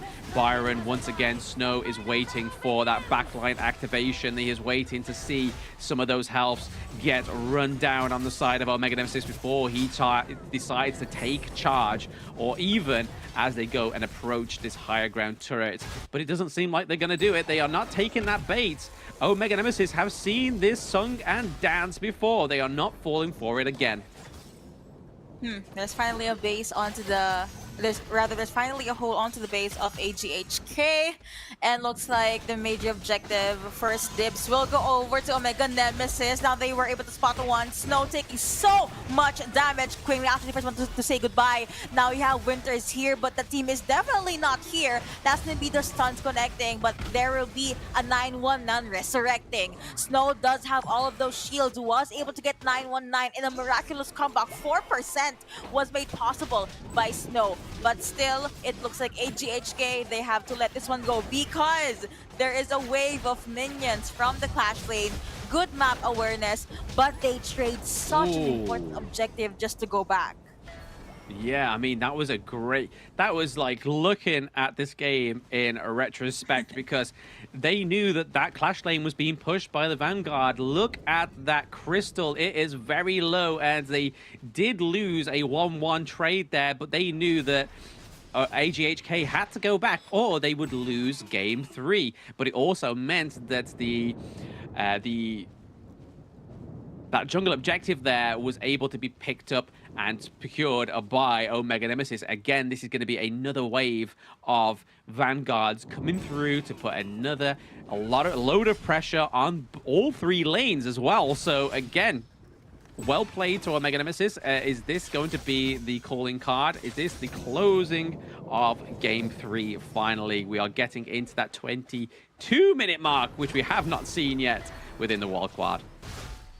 Welcome to the late game, ladies and gentlemen, brought to you by GrandFinals, game number 3 nonetheless. But now you have Omega Nemesis knocking again onto AGHK's base. Mid lane turret might fall down sometime soon, so let's see if they'll be able to defend that. But I have to say, they are holding on to their life. Is there a different 1v1 fight somewhere there in the pit? Because Snow on this Byron actually tried to pick someone off, but he paid for that with his life. The kill went over to R. Lee, the ADC for Omega Nemesis. Now it's a 4v5 fight. Numbers are favoring the men in the blue, but with that they're going to be jumping in, just flashes in and out. That will be Easy Bobby trying to get their hands on Myosotis. Might be able to get Yuan, but Yuan does pop out with the ultimate. Stuns are going to come through. Tom was able to push them back, but with that you also have Queen Lin taken down by Easy Bobby, and the Crystal gets taken down. That will be a 2-1, and it looks like Omega Nemesis, they finally got their first victory. First victory indeed. I mean, it's slowly going towards that score that you did predict, Yuko. So a 2-1 from Omega Nemesis, and there was that game closing mechanic that is the Tempest Dragon. We saw it in full effect. I'm pretty sure that's been the first time I've seen it since one of the other splits. I believe it was in the Turkish split where we saw the Tempest Dragon for the first time. Again, I think it was BJK against Sengal or something. But there we have it. We're having it in the grand finals against a team like AGHK. So when they don't get that Lamb, when they don't get the Guan Yu, the Elaine, those heavy rotation heroes in their team comp, is this the weakness that Omega Nemesis just have to expose and keep exposing to get that victory overall? I'm gonna say yes, because they were very good in this game number 3. But another factor I think is the jungle pick. Now, Yuhuan is good, okay, as a hero, but I feel like compared to the games that we saw from Myosotis, Yuhuan jungle has a different pacing. And even though he was able to sustain and save himself multiple times, it's very different from picking up a Lamb, let's say, and, you know, pair it up with a Cayenne, which is the thing that Omega Nemesis did. 919 was really good and scary on this Lamb as well. So I think one of the things that AGHK could do is, I don't think they're gonna ban Lamb though, take Lamb, or maybe take Cayenne, or take both, because you mentioned this combo earlier before we hopped into game number 3, and we've seen the combo work. Here are the post-game team stats as well. Let's take a look at, I'm actually looking at Tom. Okay, he was 3-0-4. Arlie wasn't too crazy, but they were able to make things work. All the projectiles were pushed back, and they made a lot of things happen for their side. And here are the team percentages. I have to say, Gun and Mo, Pegasus, this is a better game for him compared to game 1 and 2. Yes, we were waiting for the activation of the Ganamo, and we definitely got it there. And I'm pretty sure because AGHK didn't win, there is no way in hell that MVP can go to Snow. So I think it's time for the Snow to have a bit of a break there and give some moments to shine for a player on the side of Omega Nemesis. But to be honest, I think it might go to MZK, but no, we give it to Pegasus, the guy that didn't quite manage to get the Ganamo in game 2 and 1, but game 3, like I said, 3rd time's a charm for Omega Nemesis. Yeah, Pegasus definitely went online in this game. I love it. You know, to be fair, when I said 4-2, I didn't say who I think was gonna win, right? So I think I'm still safe. You can caster curse a series if you haven't mentioned any teams. But for now, we're gonna hop into a very short break, and when we come back, we're gonna jump into game number 4.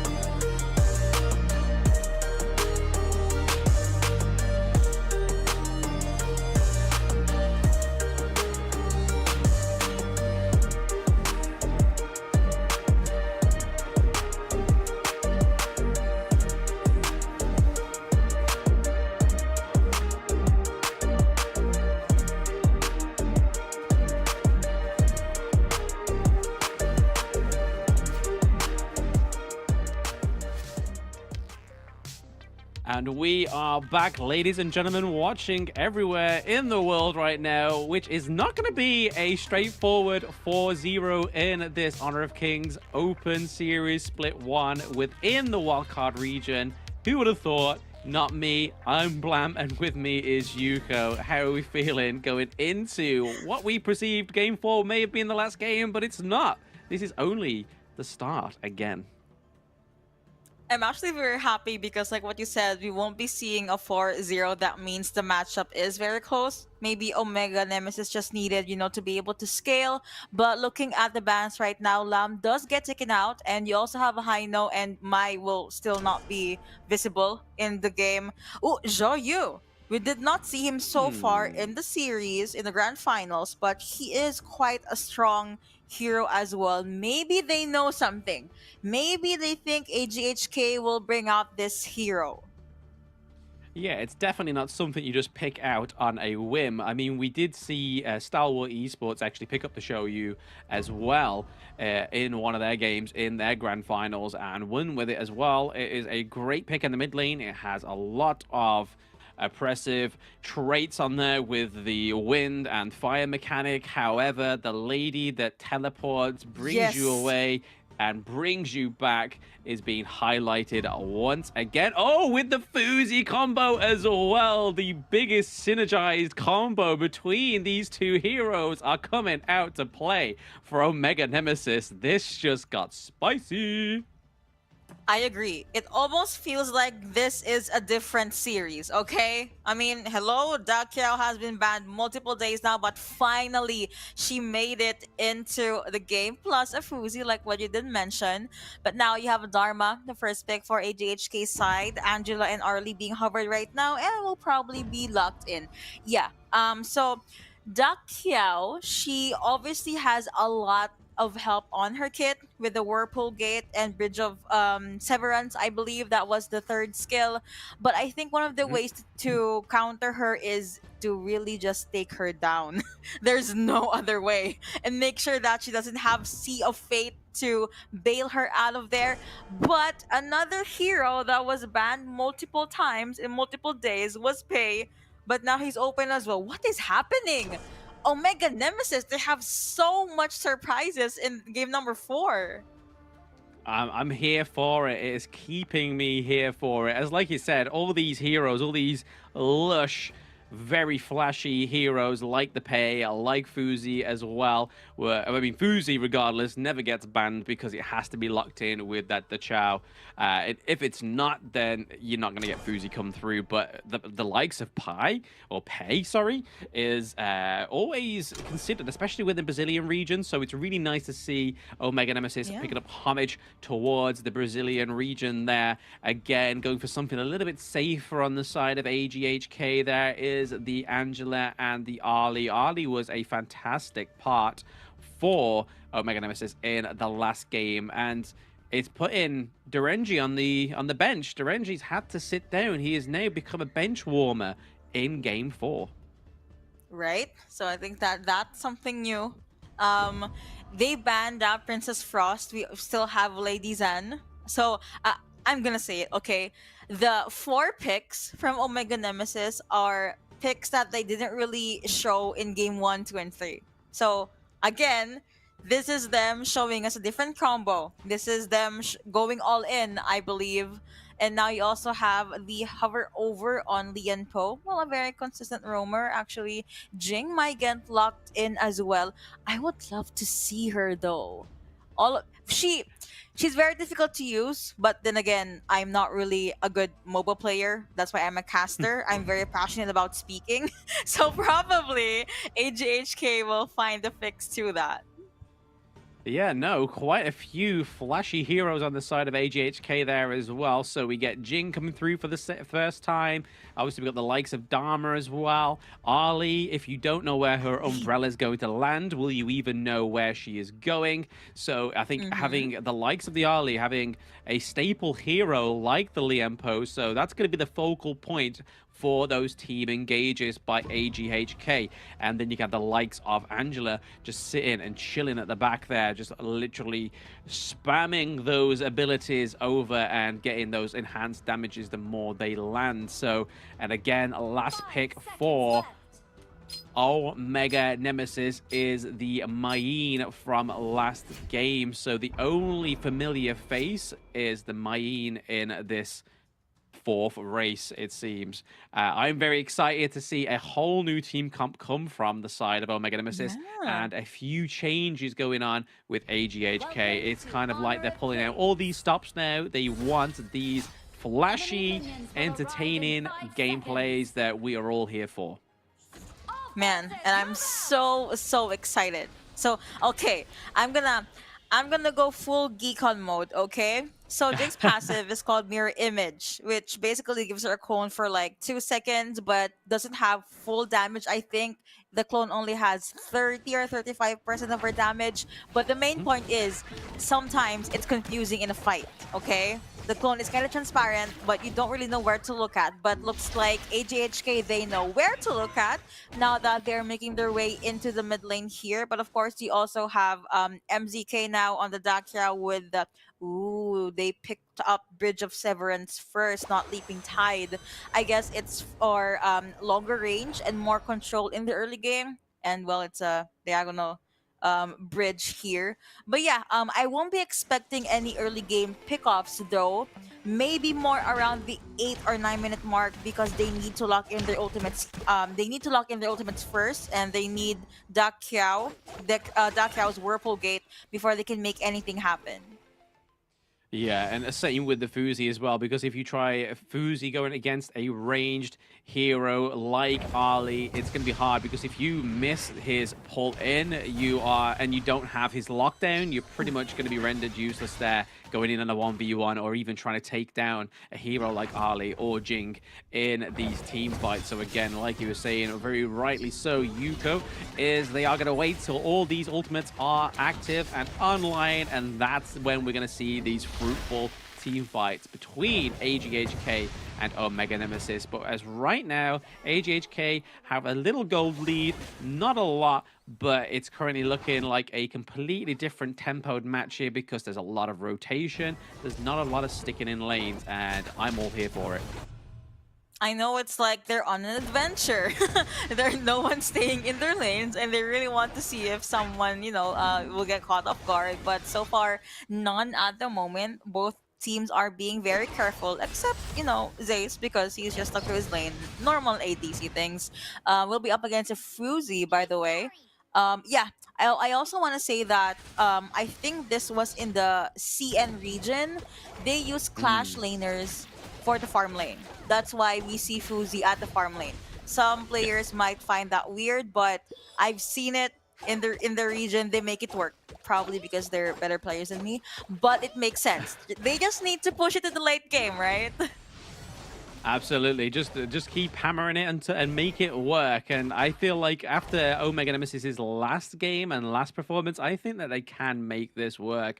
Having no range in the farm lane is not going to fault them at all, because they have the likes of the Lady Shen as well. So they have that bouncing orb of iceness as well that can freeze the enemies on the third hit. She has that fantastic ultimate that if there is an engage, that AoE that just keeps hitting and hitting and hitting, and then freeze is going to be vital for Omega Nemesis. But speaking of vital, the vital first blood has been spilled by Jing, and they do pick up the kill over onto Pei. I want to see what happened. Okay, so was able to pop in with the reflection fragmentation, and I think 919 just had no way to escape that. That's it. It was a possible 1v3.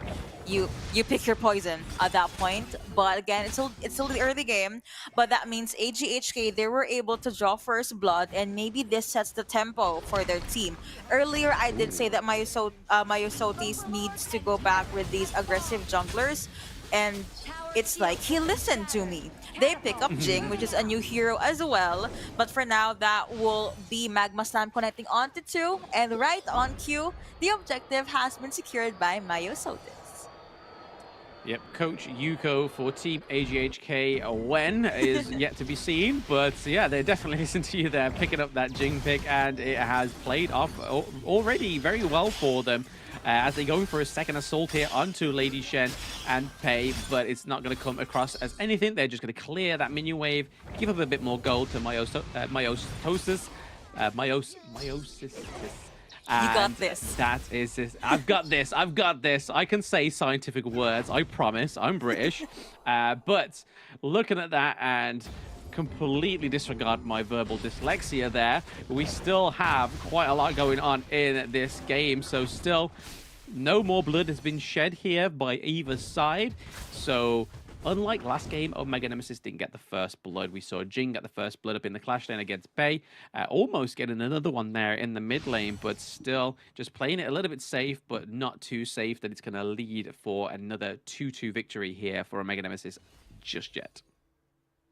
Exactly. I'm looking at the gold. The lead isn't really that much.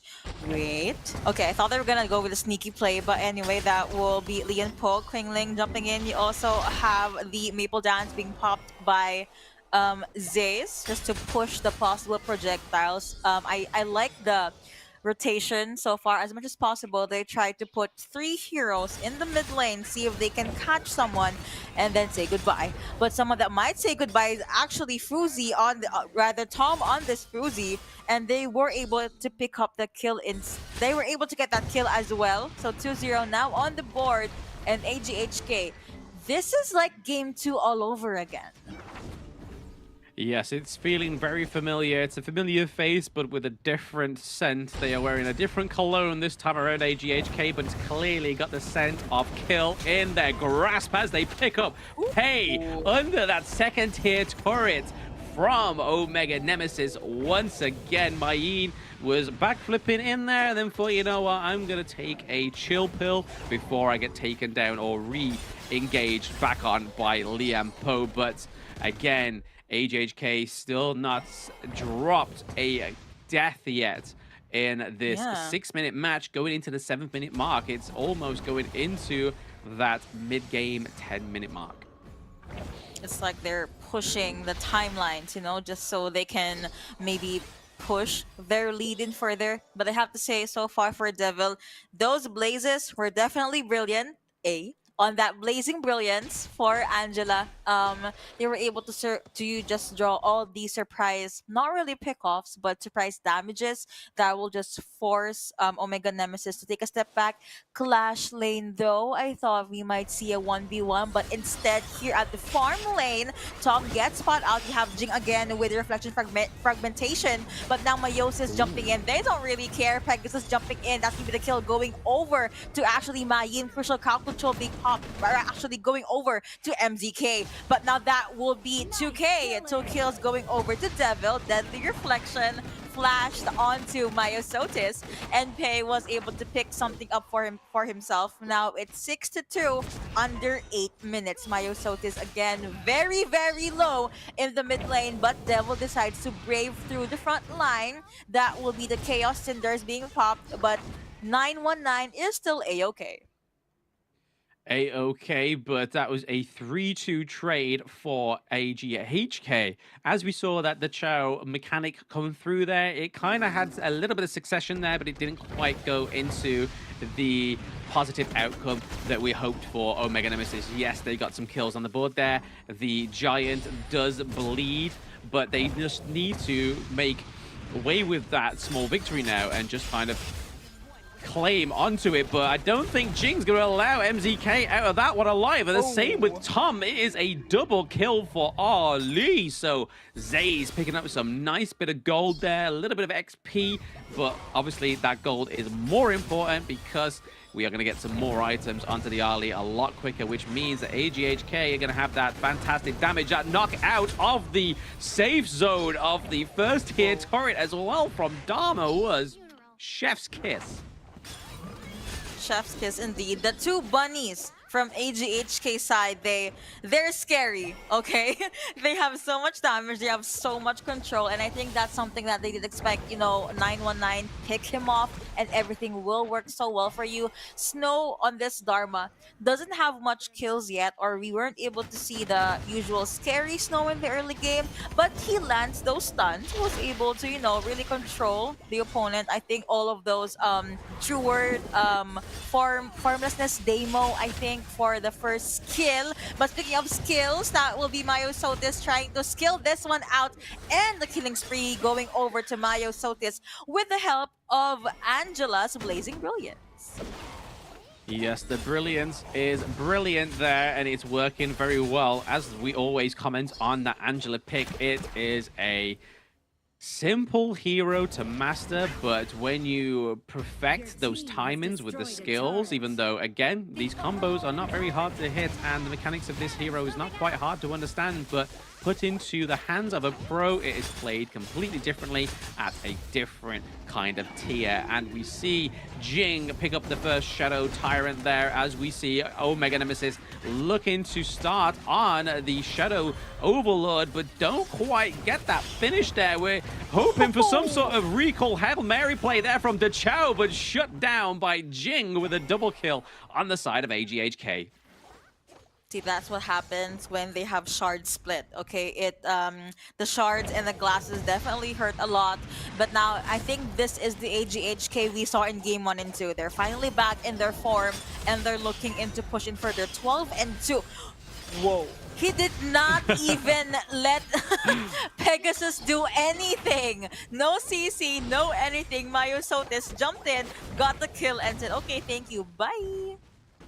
Yeah, absolutely. I just didn't even know what happened there myself. It was just kind of like a blink, and down goes Lady Shen there, and they're at the higher ground turret, and it's before that infamous 13 minutes as well. So AGHK have really upped the ante in this game 4. They did not want that.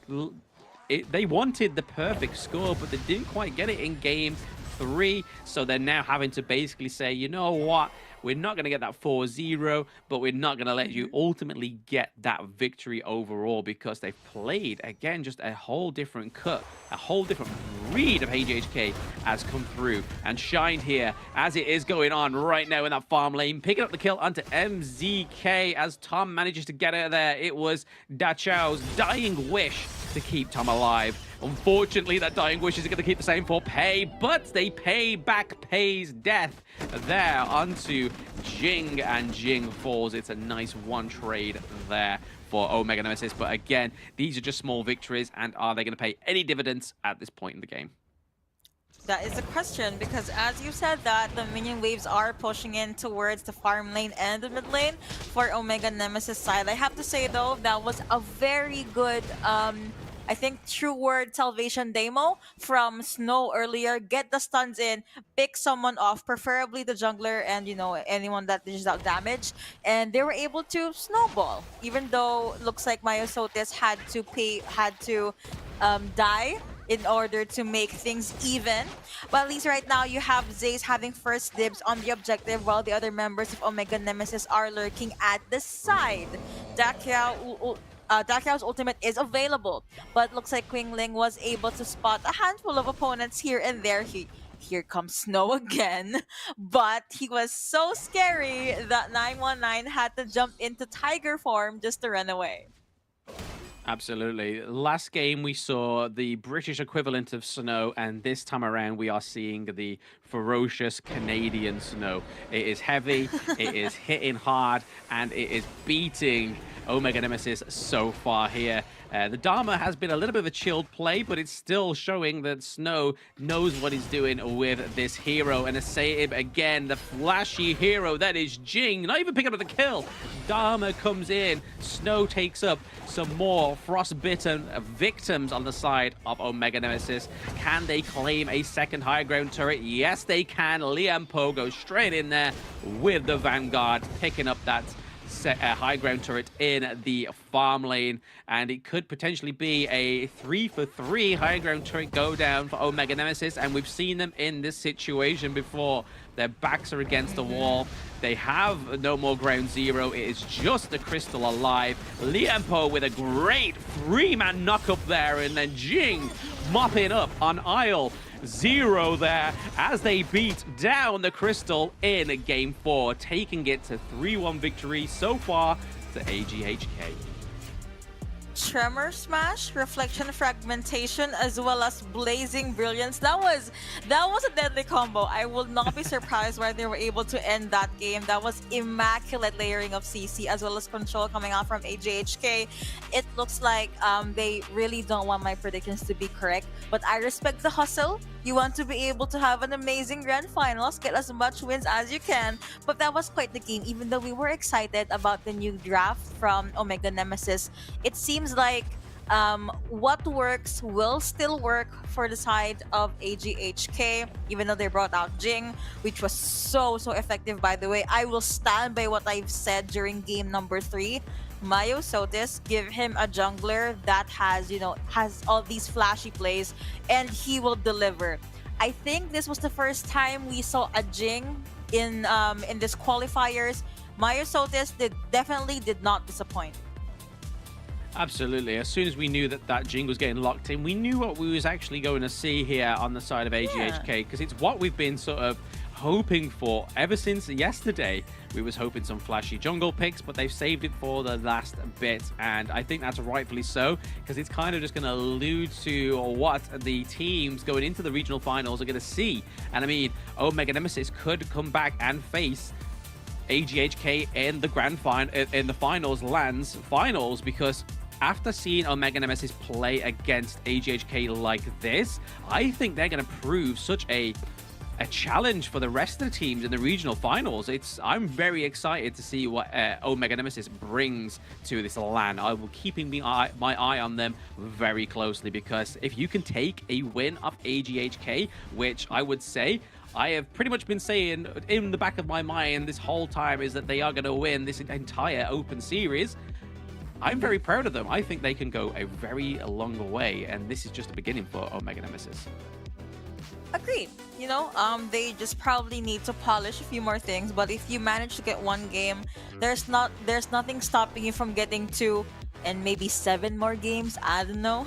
But here are the team stats for that game number 4. Definitely, okay, too early to say because this is a best of 7, but I think this is my favorite game. You have a crazy draft coming out from Omega Nemesis, immaculate execution on AGHK's own draft, and we see a Jing. I love seeing these flashy Jing plays. On top of that, we even saw Dakiao. No intense or no amazing Whirlpool gate plays though, but hey, understandable. Dakiao was targeted multiple times, which is kind of sad because there was an Angela, but they made it work. Absolutely. When you go and pick a hero like the Chow, you kind of already put a massive target on the back of yourself and your team, because you know that is going to be the main target before you go and attack anybody else within these team fights. And let's see who picks up the MVP, and I think it rightly goes to the guy that really makes me struggle with my English, Mayo Sotis there, and I managed to land it. Thank you very much, MVP Mayo Sotis, getting that 89k, getting fantastic, phenomenal kills there by Jing, and I think as soon as that was drafted, we knew what was going to happen. I feel like he needs to get the MVP title before we can pronounce his IGN. So that is a high demand for Mayo Sotis. But yeah, no other questions, honestly. We saw how amazing he was able to draw first blood, and was able to keep Pei at bay. Honestly, I had so much high expectations for Pei, because in my region, at least in the Philippines, Pei gets picked up a lot, and usually it's the fact that he needs to secure a lot of objectives and kills in the early game. He rotates very quickly, but he was not able to do that in this game because, I mean, there's a pretty lady jumping in and out. It's kind of distracting, but that was an amazing game number 4. What are your last thoughts for that? Last thoughts was that, again, flashy picks, but I hope to see even more continue into Game 5, but that will take place after this short break, so make sure you don't go anywhere.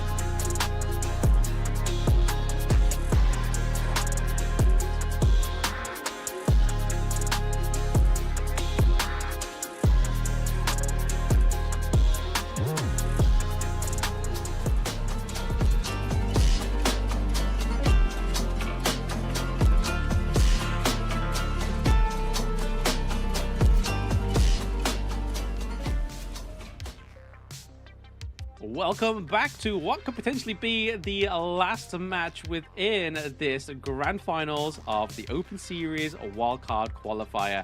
Again, after that breathtaking last team comp from both of those teams, I am Blam, and with me is Yuko for potentially the last game of the night. So how are we feeling going into what could potentially be this last game, looking at these bans and picks already? I'm honestly excited because it's safe to say that momentum is definitely on AGHK's side because of how intense the previous game was. I am curious on what draft Omega Nemesis will pull out because I feel like the draft we saw in game number 4, that's probably one of their, not to make a pun, but their wild card. Sadly, was not able to get them the victory. We do see another hover on Lady Zendo. I feel like they might lock in the ENG, but they might prio my wait. No, you're not gonna pick up 2 flash laners, right? Fang, hello, welcome to Honor of Kings here in the Open Series, as well as DRND. So safe to say this will be a jungle Fang because we don't really see a jungle DRNG or a jungle Dahlia. If we're gonna see that, I'm gonna lose my mind. But moving on to the red team side, nothing too different. We have an Arlie, we have a Zhangfei, we also have a hover on Mayin here. Probably a lock in because of how much control Mayin has, and they do lock that in. Now let's move on to the second phase of banning. No clash laners yet for Omega Nemesis' side. Absolutely. It's looking like a little different gravy pot here. We're seeing a few familiar faces being picked up once again. Zhang Fei obviously retired after the second game, I think it was, going back over to AGHK here. So Qing Lin going from a fantastic Liampo game from the last game, and we're seeing him now being taken on the role of the beast here with the unbridled rage, which is going to be fantastic for pushing away the enemy team, but also getting to that back line as well, being very sustainable as a support hero. But then we're looking at those second ban phases there. So Dun gets banned. So again, I think that's another just a little bit of a tip of the hat to we know what could be coming here. So we're going to ban out your Dun hero. So you haven't got a tanky jungle, but there could still be some tanky jungles that they may pick up going forward. We could still see Atta. Kaiser is now being banned away. They know what they're doing. AGHK has the skill of foresight. They know what's coming, and this makes me very scared for Omega Nemesis. Same. It's like they were able to predict it, right? I'm happy that Fang is here solely because of the passive going undercover. It gives vision. So if they do plan to put this Fang on the jungle, he will be able to rotate and give information or vision. I totally understand the Angela ban. I mean, what? It's been 5 games already at this point, and that Angela was definitely a problem all throughout. Now we have a hover on Gun and Mo. Ooh, AGHK gonna show us how to use Gun and Mo this time around because we saw Pegasus utilizing that hero, but they switched over to Princess Frost, which I think is a safer bet, honestly. Never gonna get tired of saying Winter is here. It provides a lot of CC. That's what, 4 to 6 seconds of complete CC slows and catching opponents off guard. Won't be surprised if they do maximize that even in the early game. A lane being hovered over. Still a pretty strong pick. Might as well pick that up. And now you also have Gon and Mo hovered for Omega Nemesis. Will Pegasus finally get his Gon and Mo again? Absolutely. This is the thing that's really exciting me, is because everybody that jumps into my stream knows that I love Fang. Fang is one of my all-time favorite heroes, just from aesthetic to deadliness and to how fun that hero is. So I'm very, very excited to see Omega Nemesis pick him up. I just hope they do him justice. He's my furry little guy with a very big shuriken. Please do him justice. But as we look over to AGHK, I mean, between Omega Nemesis and AGHK, we've got pretty much all the seasons on lockdown. We've got Winter's coming, we've got Autumn Dance, and we've got Death on Sunset. I mean, they're covering all these big bases here, and again locking in into the last little bit of AGHK, sorry. Team comp is Musashi, another jungle hero we haven't seen for a while, but saw quite a lot yesterday. So I'm very excited to see AGHK pick up the Musashi again. Yeah, let's see how well they'll be able to use this hero. Now, totally a random trivia. So as you know, I say a lot of hero skills, right? Especially when I do play-by-play. There is one ultimate I have a hard time saying, and that is actually Mai's ultimate because it's Chohisatsu Shinobi Bachi. So that's long. I feel like if I say it, the clash is already done. So I won't be able to say anything else. Absolutely. I think we should just have an unwritten rule there, Yuko, that we just don't say it. We just go, ooh, pretty ultimate from Mai. Right? And just save us both the embarrassment. Because if you can't say it, I definitely cannot say it. I mean, I struggle to say myotosis. But again, I'm getting better there as every time I say it, and even though I butcher it, but we are getting into game number 5, which could be the last round of it all. Can Omega Nemesis bring it back with this Fang pick, with the Mai Shiranui? Or is it going to be a takeover with the Ali, with the Main, with the Musashi? Winter is coming. Winter's definitely coming here. And it's funny because there's also snow on the opponent's side. Well, on their side, because Devil is using Princess Frost right now. A lot of... Ooh, everyone is probably setting up a party there towards the Clash lane. They probably have their eye set on Easy Babi. Elaine is very vulnerable in the early game. I mean, as long as he doesn't have Moonlight Flash yet, but I haven't checked it yet. But now, 9... See, here's the thing. Fang is, with all due respect, I love this hero. He's completely useless as a jungler in the early game. So I'm expecting Omega Nemesis to just, you know, chill and avoid team fights. Maybe they will give the place to Pegasus. The reason why they placed Mai on the mid lane is because Mai in the early game is crazy. So I think it evens out the lack of damage and response from 919 here. But Tom took quite the damage. Thankfully, you have MZK with the Wave Breaker and the heal, so he gets to live another day. Yes, it's all about procting that first ability on Fang there that can really do some damage in the early game or even into the late game. Can be very fatal in the late game, but in the early game it can mean the difference of you thinking that you're safe, but then all of a sudden that pops. But it doesn't just pop on the enemy heroes, it can be used on turrets, which in my solo queue games, I use as a fantastic pushing force to give macro plays to your team and just completely decimate those turrets as you proc your first ability, second activation on any target you wish.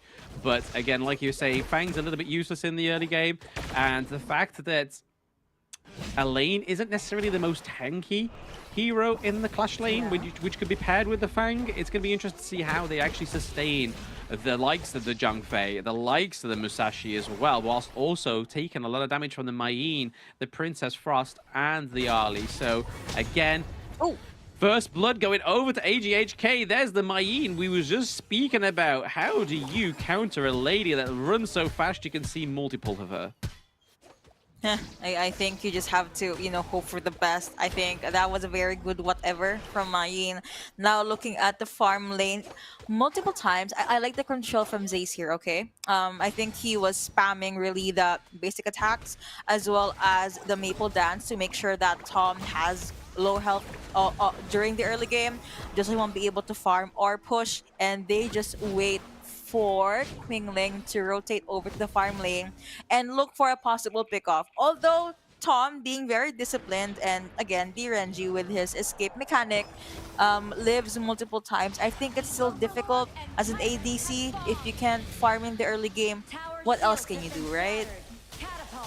Absolutely. I know one thing that AGHK are doing, and it's looking to take that Tyrant early doors, and they have. There is no contest. There is no time for Omega Nemesis to even answer that call of the early takedown of that jungle objective. But again, if we had the likes of Fang trying to go in there, he probably could have just used his first ability, rolled in with his second, and then hope that the damage over time just steals that Tyrant. But again, he's looking to focus and make priority of this blue buff, which is probably rightfully so here for Fang before even trying to take the Overlord, which it seems Musashi and Zhang Fei are heading that way in the map. And now, speaking of the map, actually, it's quite quiet after the first blood that has been drawn by AGHK again. Now, that was already Wheel Away being used by 919. At the very least, he does have Blade Storm available, but here comes Easy Babby with the attempt with all of those slashes and the combos. That was Meteor Kill, Moonlight Flash, but still was not able to secure a takedown. But someone that might secure a takedown is Zace, but Psych, he decided to jump right back to recall back to where he came from. Now at the mid lane, you have Pegasus, I think, yeah, was able to throw in with the Kachosen, but was not able to connect, so they're not actually gonna try and make pull off anything funny. But someone that did try to do something funny was Qingling, decides to jump in with the flank. But here comes MZK with the Ode. They are on their turret, but as I was yelling about the happenings in the mid lane, Tom was able to get one turret from the farm lane. Yeah, you disregarded Tom. He did all that macro to not even be noticed by you, Yuku. How dare you? But no, well played to Omega Nemesis doing the macro work, because it was... honestly, I think it's their way in to keep this game going in their motion, because currently right now, the team fights are heavily in the favor of AGHK currently because of the amount of knockups, the Zhang Fei as well, having the lack of tank, but Ali then falls victim to the Dolia. So Fang not picking up the kill, but doing majority of that damage there onto the Ali is going to be a upset into the next few interactions between these two teams. As a lane goes in, Devil drops, the winter is coming, Sunset, death on Sunset completely evaporates the winter there as they pick up the kill onto Princess Frost as well. So well played to Omega Nemesis. They are keeping the horse in this race without the Guan Yu on their team. Agreed. Good juggle from Omega Nemesis indeed. They're taking this one very slow, but okay, that's not very slow. That's very aggressive, and I think that's what AGHK actually wants. Now you have all the shields coming up, but the kill will still go over to Easy Babby. Was able to take one, was able to take down Mayin, honestly. Now you have the Ode as well, connecting, and there's 2 more kills being picked up by Omega Nemesis, plus the wave. So it looks like they are also able to get a Clash Lane turret, and seems like Devil was not able to save that tower. Yeah, I mean, I've only just noticed. I mean, forgive me for the late time, but I've only just noticed that the RNG's actually gone over to Omega Nemesis for the first time, and it's doing very, very well. Tom is playing this hero with great pizzazz. He is definitely showing Zaze that not only can he play the RNG well, but Tom is definitely playing a macro playstyle with this Derenji to also not only get up the gold, but also picking up these kills left, right, and center. He's now currently rocking both the red and blue buff because he took down Musashi there.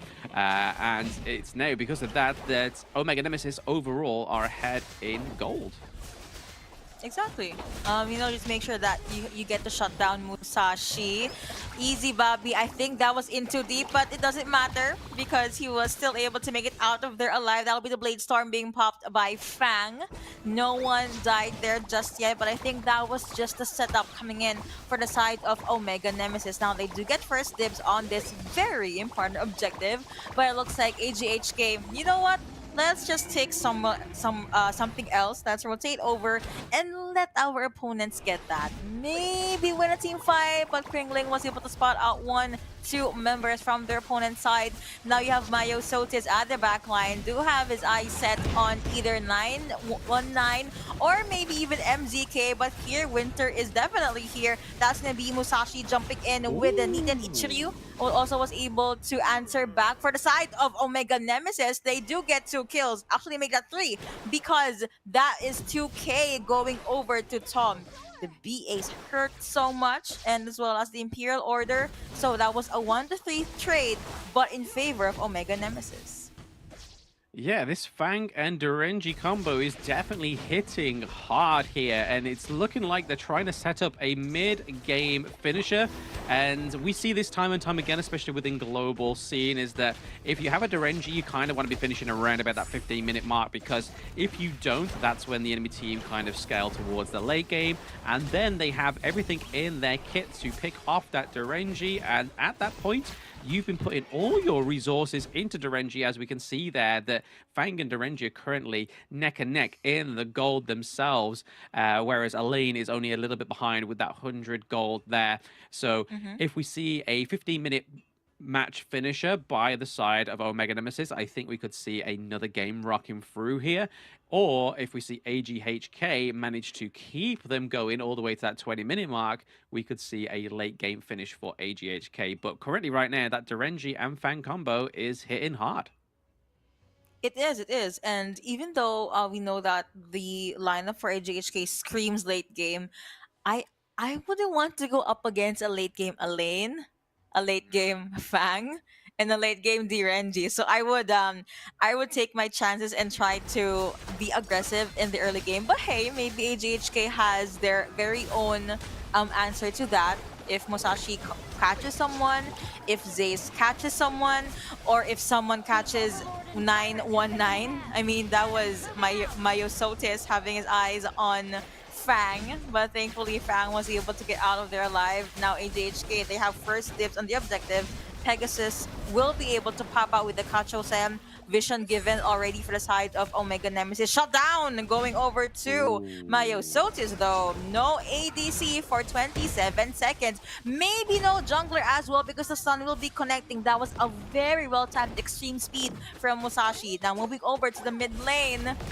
The waves has been pushed. Now objective might be secured non-contested for AGHK. Red team now on fire.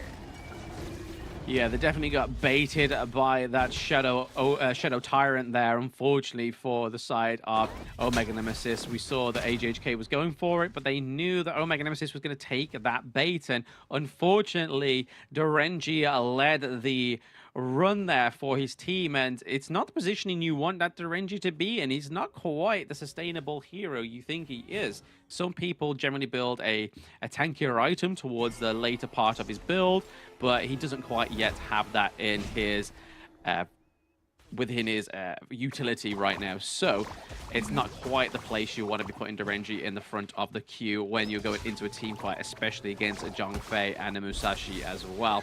But well played to AGHK by taking out the Durenji, getting the Shadow Tyrant, and the rest could be history now. This could have been the mistake that the AGHK was waiting for Omega Nemesis to pick up, but they're not giving up just yet. They are still in the game. Omega Nemesis are still just trying to whittle down the health of AGHK, whilst we see Durenji still farming in that mid lane. Agreed. They are just taking their time. Well, Durenji, or Tom, is just taking his time, but someone that's not taking his time is actually Zace. They do have their eyes set on Easy Bobby. Yeah, the umbrella is starting to hurt now, kind of like that one moment in the anime Another. But looks like Zace was able to play this one out quickly. They are already beyond the third even. CC Immune is not going to be enough because that will be Myosotis jumping in with a kill. Now on the killing spree, they even have the minion wave. And as I say that, Snow gets a pick off onto Easy Bobby, onto 919 rather. No more Fang, and the turret will be falling down. Winter's Ear has been popped, but they're at the front line. That will be the initiate coming in from Quing Lin. Let's see if the Unbridled Outburst will be enough, but with a double kill, that will be the victory going over to AGHK. They had quite the early game. They were very careful, but all they needed were 2 good team fights, and they finally bagged the championship. Yep, unfortunately. I mean, it seems like a bittersweet ending there for Omega Nemesis because they played that early game very well. Going into the mid game, it started very well for them, but then, like we said, all it's going to take is one mistake, and if a team's going to catch you out on your mistake, it's a team like AGHK because they have the experience of the KIC wildcards. They've gone against many fantastic teams within HoK across all the different scenes here. So again, they will find your weakness and they will pinpoint it, and they will end the game pretty premature, because we honestly thought that that wasn't going to happen there, but they managed to get the crucial kill theft onto the Shadow Overlord. They picked off Fang. Mai was having to recall back, but at that time, they was already at your door. The Lions are at the door. They are not taking it from Snakes anymore, and AGHK take the victory in the grand finals of the Open Series Split 1 in the wildcard bracket. But just a reminder for those viewing, if you are new, both of these teams do go through to the regional finals, the LAN, which I'm not too sure where it's going to be yet. I believe from Liquipedia, it's saying that it's Abu Dhabi, but we're not too sure yet. But both of these teams, you will get to see battle again, whether it will be the face-off of the grand finals of the LAN. We're not too sure yet, but here is the post-game stats for this game. Man, you know, my personal MVP is Myosotis, because if he was not able to bag those 2 kills, I think AGHK might not be able to end the game immediately. But for now, I've seen Snow on this Mayi. It's giving a lane. That's how aggressive he still is. Consistency is definitely the key, but Zace on Arlie is different. Good different even. Usually in the early game, we don't see Arlies become aggressive. I mean, they just jump in and use Autumn Storm, but that's about it. But with Zace, which is our MVP, it's a difficult play style. You know, keeping Tom at bay, making things work. Was able to dish out 53k worth of damage taken 26k, but he is safe, doesn't matter. And here are our standings. Again, AGHK winning our finals with 4-1, but like what Blam said, Omega Nemesis and AGHK will still make their ways into the LAN, so make sure that you are keeping an update on where the LAN will be. You can fly over there or you can visit just to see our teams here. So sadly, my prediction was wrong, but that was quite a series. What's your favorite game, favorite moment, or anything that you liked about that series, honestly, Blam?